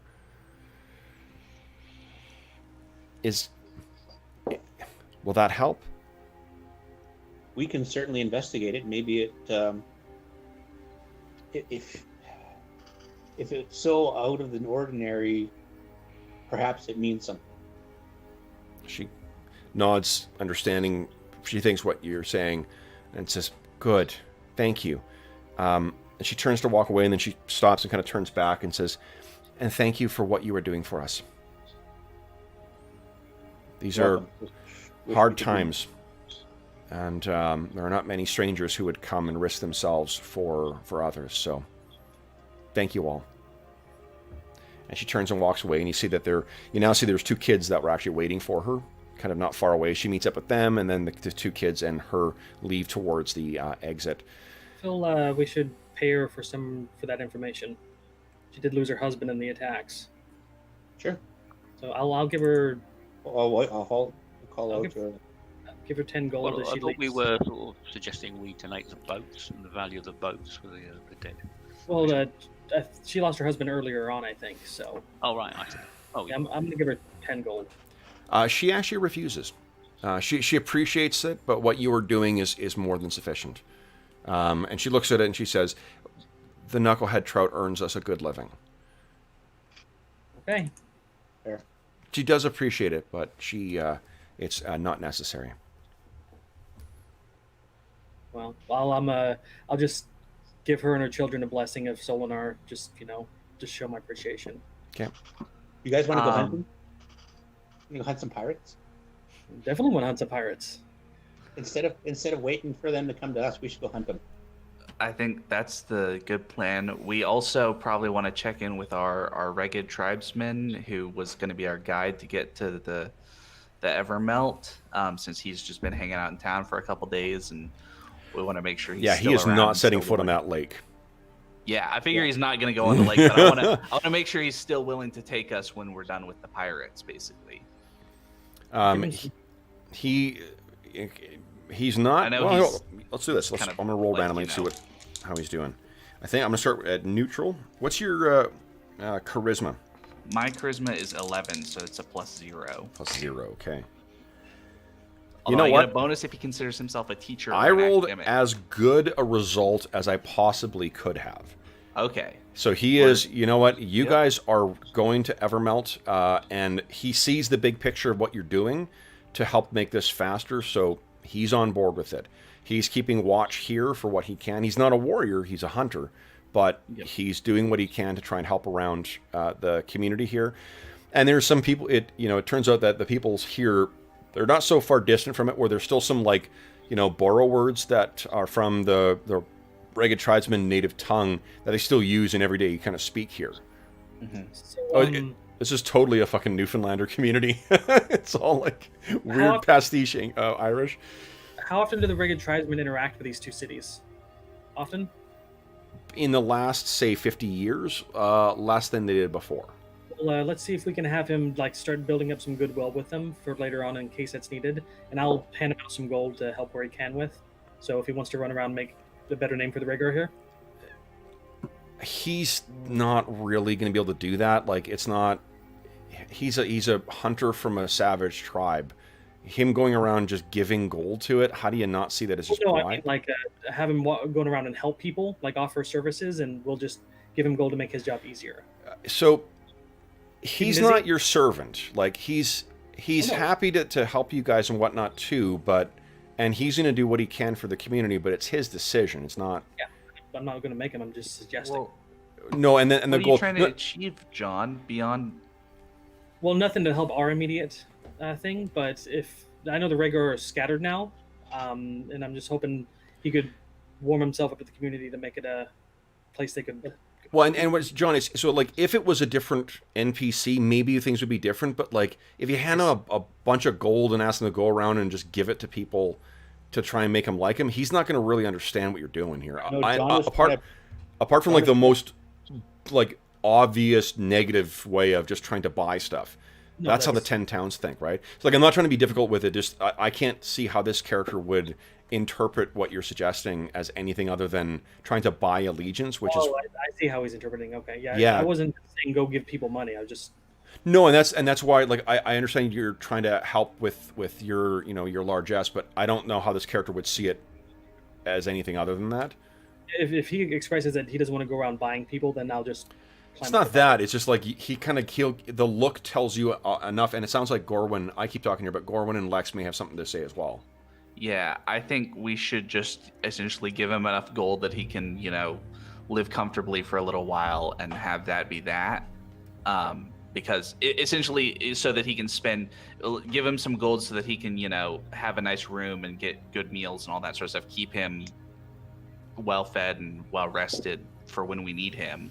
But I don't think there's anything we can really get out of giving him lots of gold to give to the community or anything like that. That doesn't seem.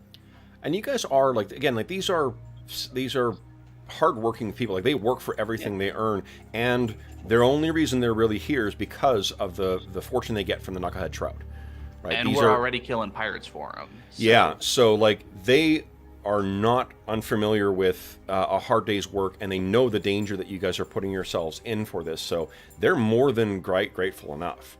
These people, it sucks that they lost to their member, but they don't blame you guys in the least for this. Right now, you guys are in tremendous standing, for with this community. Makes sense to me. Yeah. So and as I said, and he is already making, because these people have ancestry from the Ragged Tribesmen years back, or some connection to them at least. There is definitely so he's made himself more welcome than you think what may have been expected. Okay. He also seems to be getting some of his health back as well. So what about what are we doing next then, guys? What's the plan next? Find out if we can get some boats to take us hunting. So about halfway between here and East Haven, and a little bit to the east of Lackton Share. So how do you think that's going to work? She told you sort of what her circumstance is and what her reading of it is. Seems like what we want to try to do is, can we ask her to come with us to get to about the right spot, or get her to tell in more detail to one of the fishermen who would know better where she means? Yep. There's not a whole lot of landmarks like along the coast or anything. No, but these people have spent their entire life sailing along here too, so I think they could give you a rough idea of where they're going. The way that she told you, it seems as if she hasn't told anyone else about this. Yeah. So I think maybe we try to convince her to tell our fishermen, whoever is going out with us this time. And what we do is we kind of, from that point, try to comb the shore, going north one day and south the next day, to see if there's a cove in the area that they're making out from. Yeah. Or do we want to go in the evenings and try to catch the ferry guy doing a smuggling run? Because that might be easier to just find him and have him lead us to where he's got to go. That's true. The thing she said was that what her impression was that the reason either he didn't see her or didn't care is because it was only her in the one boat. Yeah. So and there was 4 or 5 of us, it's going to be a little harder to avoid being seen. I think it more depends on, at least from her perspective, from the distance you guys would have been, it's more a matter of how many boats. It's going to be easier to spot if there's 4 or 5 Yeah, what of I'm them. saying is if we have 4 or 5 boats again, they're okay, that's right. But if all of you piled into one, that's not going to be any more conspicuous, than unless you guys are waving around lights, or you got a dog that wants to keep biting your hand. Hi. If my bird was an asshole, he could probably find them for us, but. So, once again, for the session, Falcarol spares a long, hard look at asshole, like, you fucking thing. Why can't you be like other falcons? This track is one of the tricks I wanted to teach him, but yeah. I knew you took the whatever reasons that you had for taking the kit. It has proven so much fodder for comedy. I love it.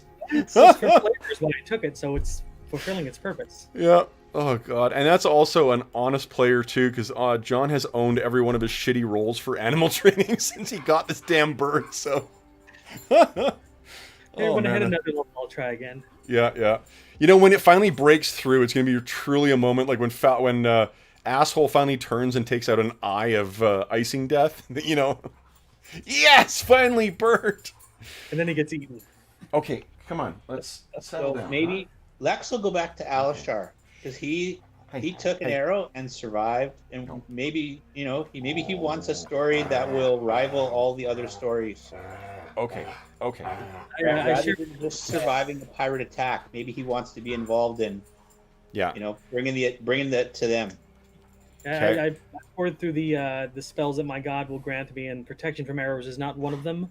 So I cannot promise to protect anyone from the arrows. Ooh.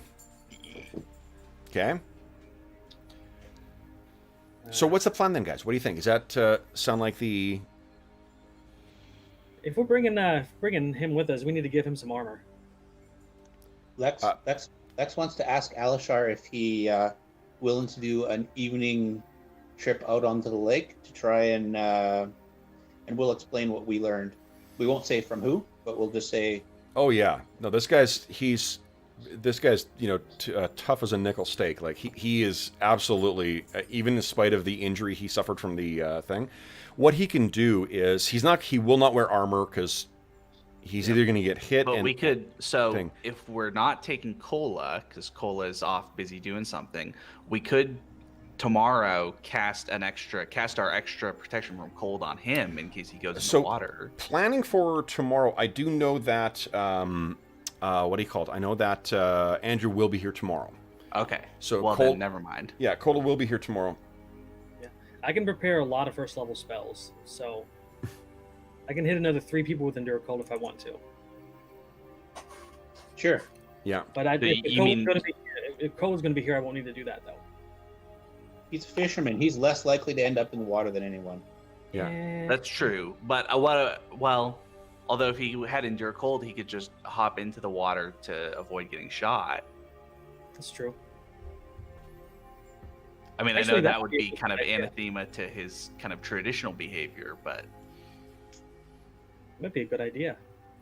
What the fisherman can do is, knowing the dangers he had last time, he could just hop down. If you don't want him steering the boat, he can hop down and try and take as much cover as he can. I'll give him partial cover, so that will give at least some AC bonus. Okay. Well, then I think that's probably the best thing to do. And then maybe Tom, you use a buckler, did you say? Can we just buy a shield in town and bring it along, and he can? Mo's muted. Yeah, Mo, you're muted, Mo. You're muted. So yeah, I've got a buckler. Everybody drink. But yeah, I mean, we recovered some armor from the pirates. What I'm thinking is not armor, but if they have a shield in town that you could use to cover the fisherman with, while he ducks down, essentially to boost it further to make him safer. I mean, they can make something easy. These guys are there's a skilled woodworker in town that could put something together that you could just hide under a plank or something like that. Give him some total cover. Yeah. Doesn't need to be a high-end shield. It just needs to be a piece of wood that he can hide behind. Yeah. Tom has a dream about a large wooden boat with sloping sides that we call it, the monitor. So, what is the plan then, guys? What are we doing next? If you guys, what do you guys think of going out in the evening? Oh, sorry, guys. Only one at a time. I can't hear what either of you are saying. Okay, Gorwin, you go. I said something, so. I said, I think we should go out in the evening. Lex thinks this is a better opportunity than waiting around for them. No, Tom's going to be pretty blind if we do that. Depends on the weather. Only while we're skulking around in the boat. Well, it depends on the weather. If the moon is out, then it's actually the visibility is quite good. Okay. Yeah. And as much as that might penalize Tom, it'll penalize all of them too, because they're all humans, right? So, I mean, we haven't met any elves out here at all, so. Yep. Yeah, Tom's going to point out that moonlit nights are sometimes called smugglers' moons. Yeah. For good reasons. Mm. Yeah, we'd have to wait at least a day so I can get my spells back before we do that. So. Yeah, so tomorrow we can go out in the evening, because we weren't planning on going out tonight. I think it's too late tonight to make it out there. Seems Since good to we me. described having to come all the way back and then give our message and then hanging out in the tavern for a little while to discuss. Yeah. No, and the arrangements to make that, like the shield or whatnot, and it wouldn't be a bad thing to have a day for you guys to do anything else you want to get done in town anyway. Yep. Okay. Yeah. So the next day will be about the arranging the funerals for the two dead fishermen, and then is there anything else you guys want to do during the day? To replenish some arrows. Yep. Is there any chance one of the hunters here might be willing to part with a composite longbow? Yep. Absolutely. All right. Well, I've got some gold to spend, so I'm gonna upgrade my bow. Okay. Quite a question for Kev. I thought I wouldn't do it just because of the time of the year, but summon insects seems winter doesn't seem to work very well. What do you think? Let's take a look at this spell. I'm just thinking because insects don't usually move around much in winter. Summon but Swarm, isn't it? Summon insects. Is that what it's called? Okay. Summon The, under insects, here the we go. Yeah, okay, I see here.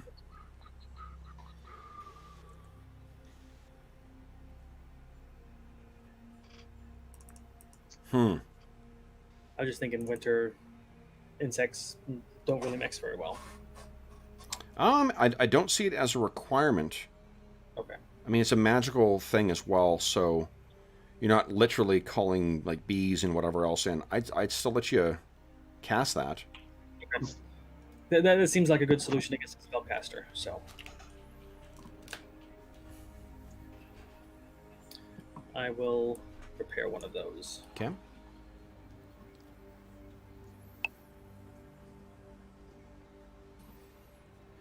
Aside from that, my spell list is going to change much. Okay. Shopping. I don't know. Maybe I'll just spend the day with a fisherman, seeing if I can get some tips on how to operate these things in case I need to. Sure. Operate the boats. Yeah. So you got some basics of to make basic maneuvers. You're not going to have to worry anymore.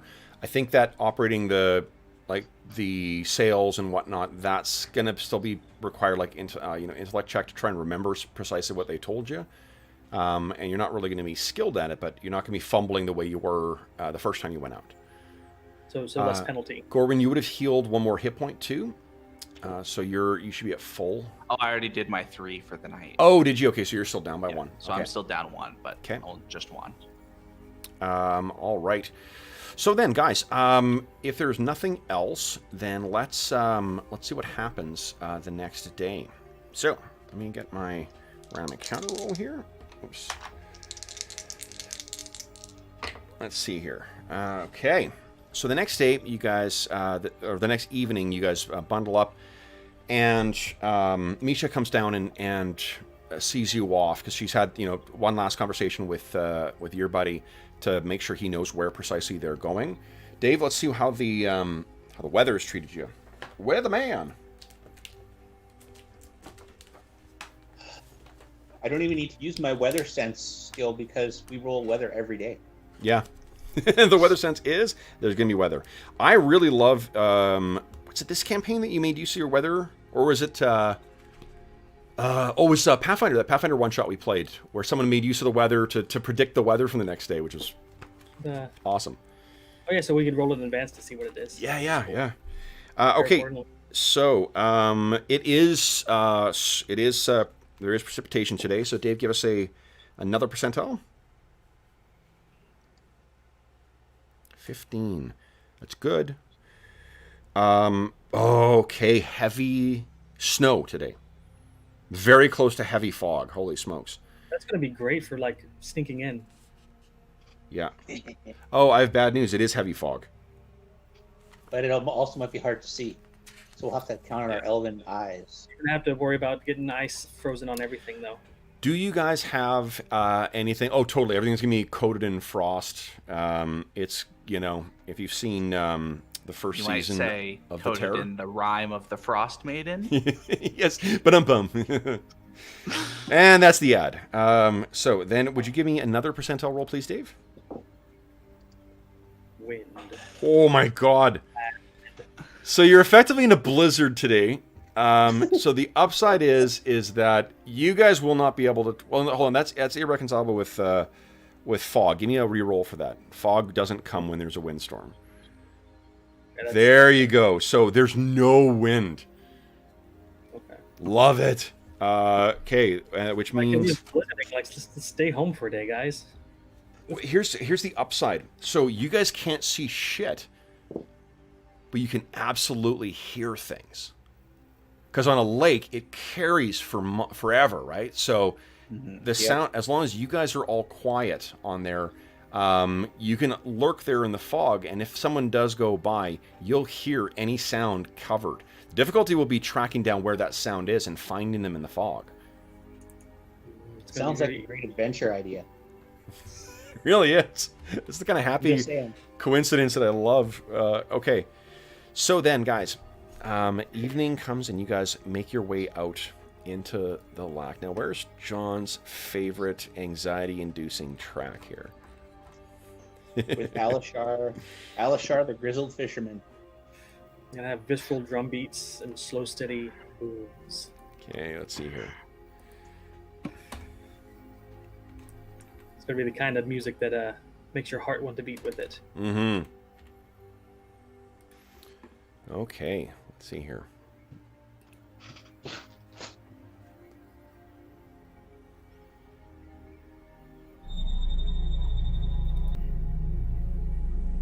Here we go.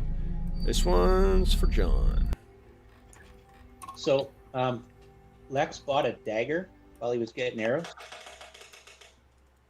And while we're on the boat, he pulls the dagger out and looks over to Alishar and just hands it to him casually.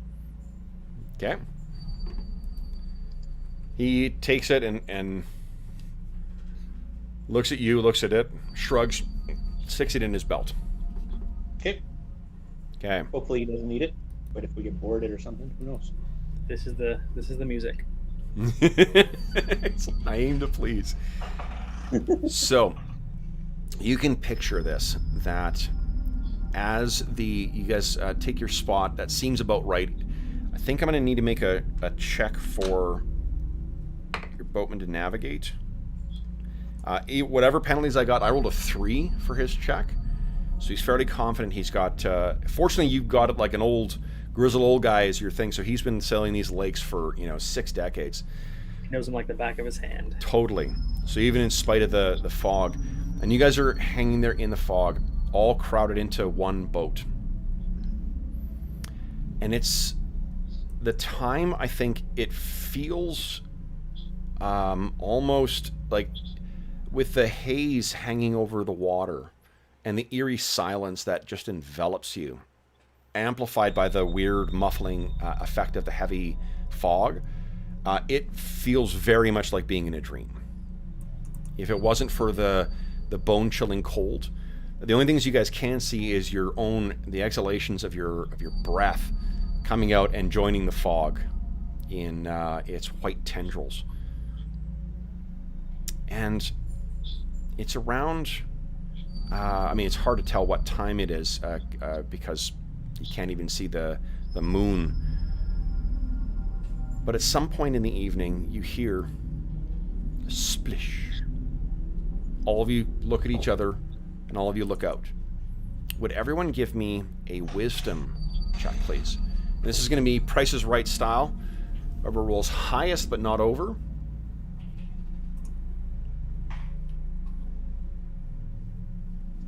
Gorwin, nice job. Falcarol, pretty good.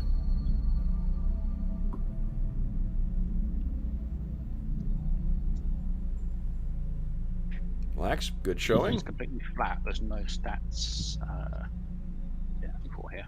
Nope, that's same as it's been for 30 sessions. So just roll a d20 like the other guys are doing. Tom made it. Oh, Tom.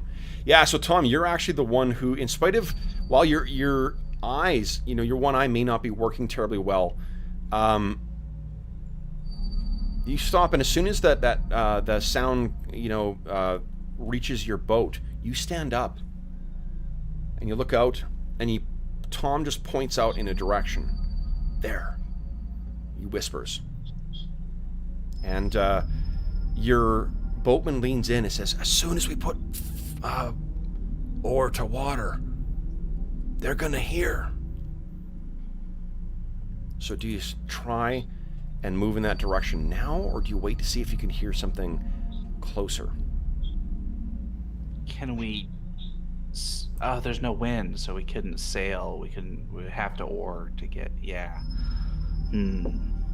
That's just motioning to wait. Okay. Yeah, I think. Yep. So what I'm going to do is I'm going to randomly set a chance of the sound happening again and randomly set how many times that might happen. So let's see here. Where is...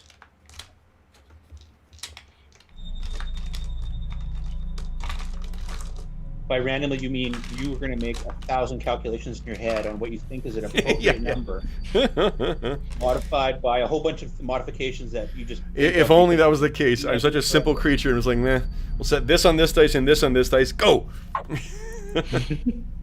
Much more interested in seeing something in motion than I am planning for it to take flight. Okay.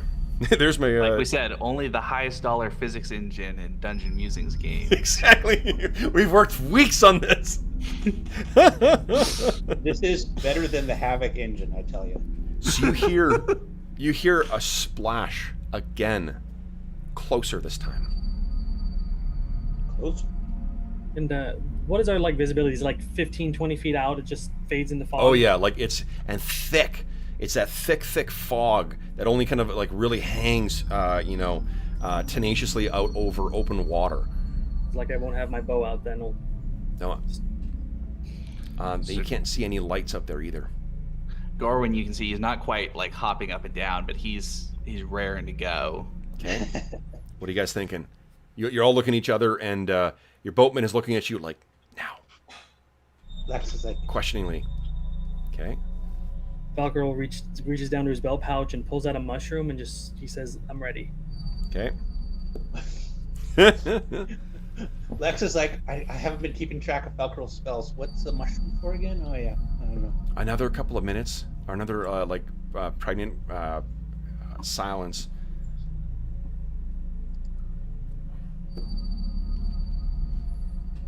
You hear splish now further away.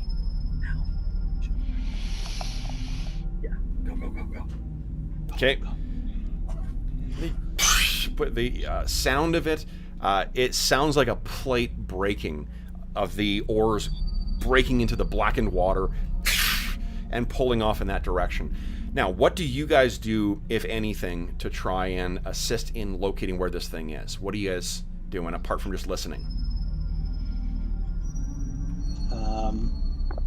Could you stick a fire arrow up? That might give us a bit more visibility. We've got those mining headlamps from earlier on that we could just put a light on our heads. But it's going to make us a target. We don't need light though right now. We don't really need light. We need some way to clear the fog. Need to listen or...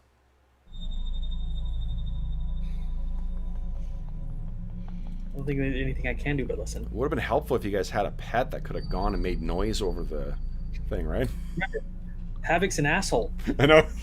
He won't be able to find me if he goes away. Takes the hood off. All right, Havoc, go do this. Just shits in his hand and then goes down. You kidding? It's cold and it's foggy. Yeah. God, I love that bird. Yeah. So what do you guys, anything? Any thoughts? No. Okay. Could we have, is there a way to mount a second set of oars on the boat? Because if we knew it was foggy, we'd know that we couldn't use the sails. Yep, definitely. Right? So I we don't could have... think so. I mean, if you guys can think of some other way to try and speed things up, but they're really only designed for one set. And we couldn't have free paddles to add at all. Yeah. There's probably a paddle or two that would do that, but so here's what you're balancing: is the paddles might help add a little bit, but it's going to also make the boat wobble a little bit because you're only going to be on one side. Yeah. Because there's probably only one for yeah, because there's probably a paddle that would be used to maneuver in close when the big oars aren't used. But there's that, and the other thing is it's another set of oars that'll make it harder for you guys to hear where this thing is. Yeah. I think we just listen we're all intently. Awesome. So everyone give me one more wisdom check, please. This will tell me the percentage of you guys getting in. Yep. Nope. Corwin, all you can hear is splish. Splish. You're focusing too much on that sound. I have a 16 wisdom. Do I use my bonus on that, or is it just... No, just roll your roll against wisdom or less. Yeah, skill checks in this edition are always just rolling your number or less. Tom again. Okay. So it's actually Lex. What's up? What's up? What's up? Isn't it highest? Sorry, someone's very excited here. It is, but you guys are suffering a penalty to your rolls as well too. So Lex, you're actually the one who hears it, and it is like the direction you're going. It's moving slightly, trying to get away from you, and you can hear the sound of like sloshing water. And I point in the different direction and Yep. not to Alishar. Okay. And I draw my bow. Okay, you get your bow out, and then it is. So you continue on in that direction. How many rounds do we put here? All right. So let's do one more round of wisdom checks here, guys. At 20. Tom falls in the water. No. Let's listen a little closer. A little closer. Wahoo! Yeah, we get so close he bangs his head on the. So one, two, who am I missing? Tom's actually getting ready to sort of vault over Sure. to the target rather than shoot because he's crap at that. Yeah. So that. God damn! Like, has it stopped making noise? Can we, if we realize that nobody can hear, can we have one astonishing fortune? Yes, you can. Absolutely. Yeah. Who's feeling So lucky? Falco or Tom should roll again because you have the best chance. I'll roll again. Okay. Wouldn't one of the half elves or elves be better? Yeah, I failed. So. Yeah. All right. So. Dang it. So what happens if we just stop rowing and we sit in silence? I think that's what you have to do. Yeah. You hear it again. It's further away now, but it's off in the fog. So, off again. Let's go, guys. Give us another round of wisdom checks. See if you can get yourself in closer. Falcaril, you got a success. So Lex and Tom, I think again, like you guys are you're focused. It's on the not only the sound of the oars going into the water of your boatman. He's also grunting too. Like that wound in his side clearly is still, symptomatic, and he's you guess 20 years younger, he'd be doing this with no difficulty whatsoever. But the years and the cold maybe is hanging heavy on him too. But you guys are in closer. Right. Falcaril, you're like, no, this way. Go ahead again, guys, please. Modified chase rules. I love it. Ooh, that's really close. That's critical. Okay. Nope. Lex. I feel Falcaril's hunting instincts engaging. Yeah, Lex. You're definitely getting the right direction. So we got one success there as well too. While Mo. Falcaril got a 15 out of 16. But it's penalized. There's a That's penalty I'm what Kevin applying was as well saying. too. Hello, Oh. sweetie. I know. So I didn't. He's just not telling us the penalty because we can't tell in fiction, right? Yeah. All right, but you definitely can hear now. There's that swish more. Guys, one more round here, please. Go ahead. You're still moving in the right direction. Nat 20, Lex. Total failure. Gorwin. Okay. Tom, give us one more wisdom roll, please. Hello. Wait, a bit distracted. He just arrived. And that 20 puts it for all of us, isn't it? No. I'm not going to penalize you guys. But a nat 1 will balance it out. Okay. Okay, so Tom, you've been leaning so far forward. He kind of spots in.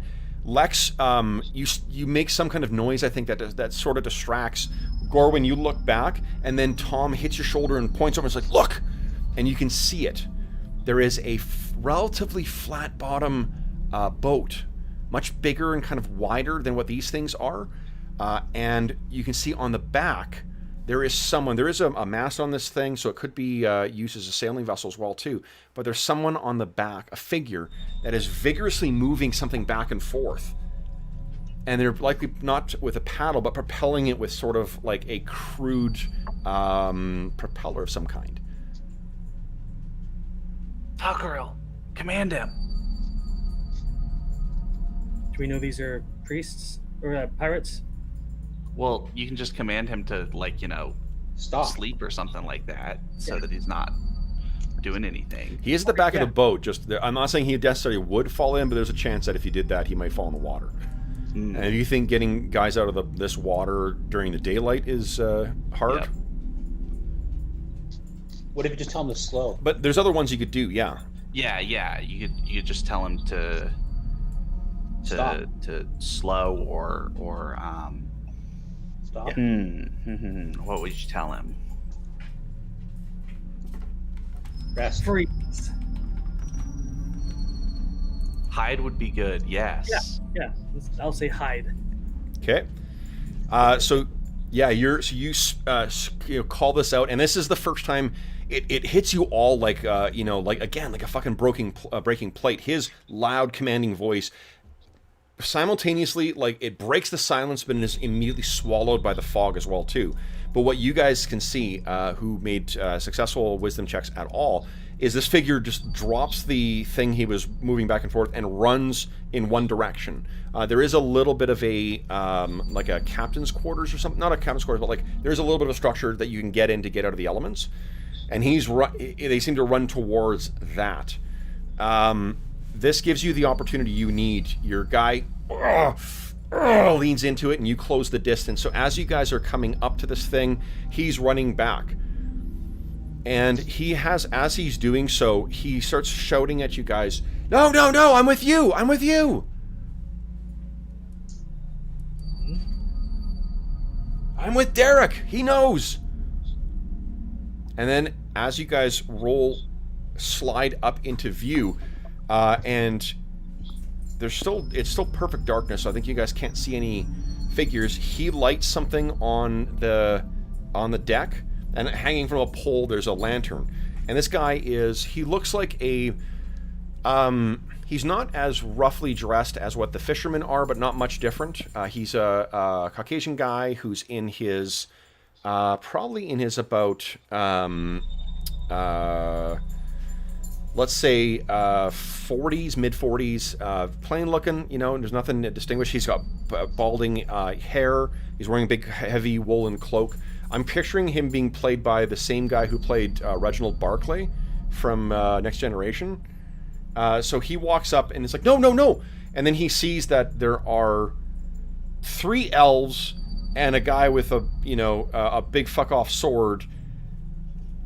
And he realizes that you're not pirates. And he looks at all of you, and that's where we will leave our session. Nice. So, tomorrow we'll find out what happens with this fellow. Then, guys, let's He talk. also sees a dwarf. What's that? He also sees a dwarf. He also sees a dwarf. He's very tiny and very hidden. That's probably the most obvious one, right? Because the elves are mostly human sized, but the dwarf is definitely not human sized. It's more so the fact that, like, you just don't see elves here.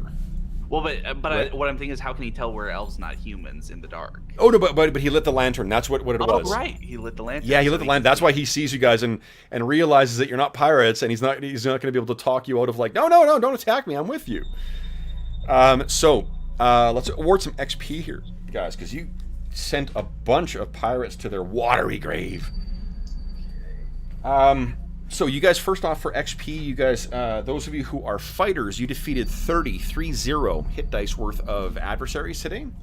That's a lot of experience. Okay. And All of us qualify for that, don't we? Yep.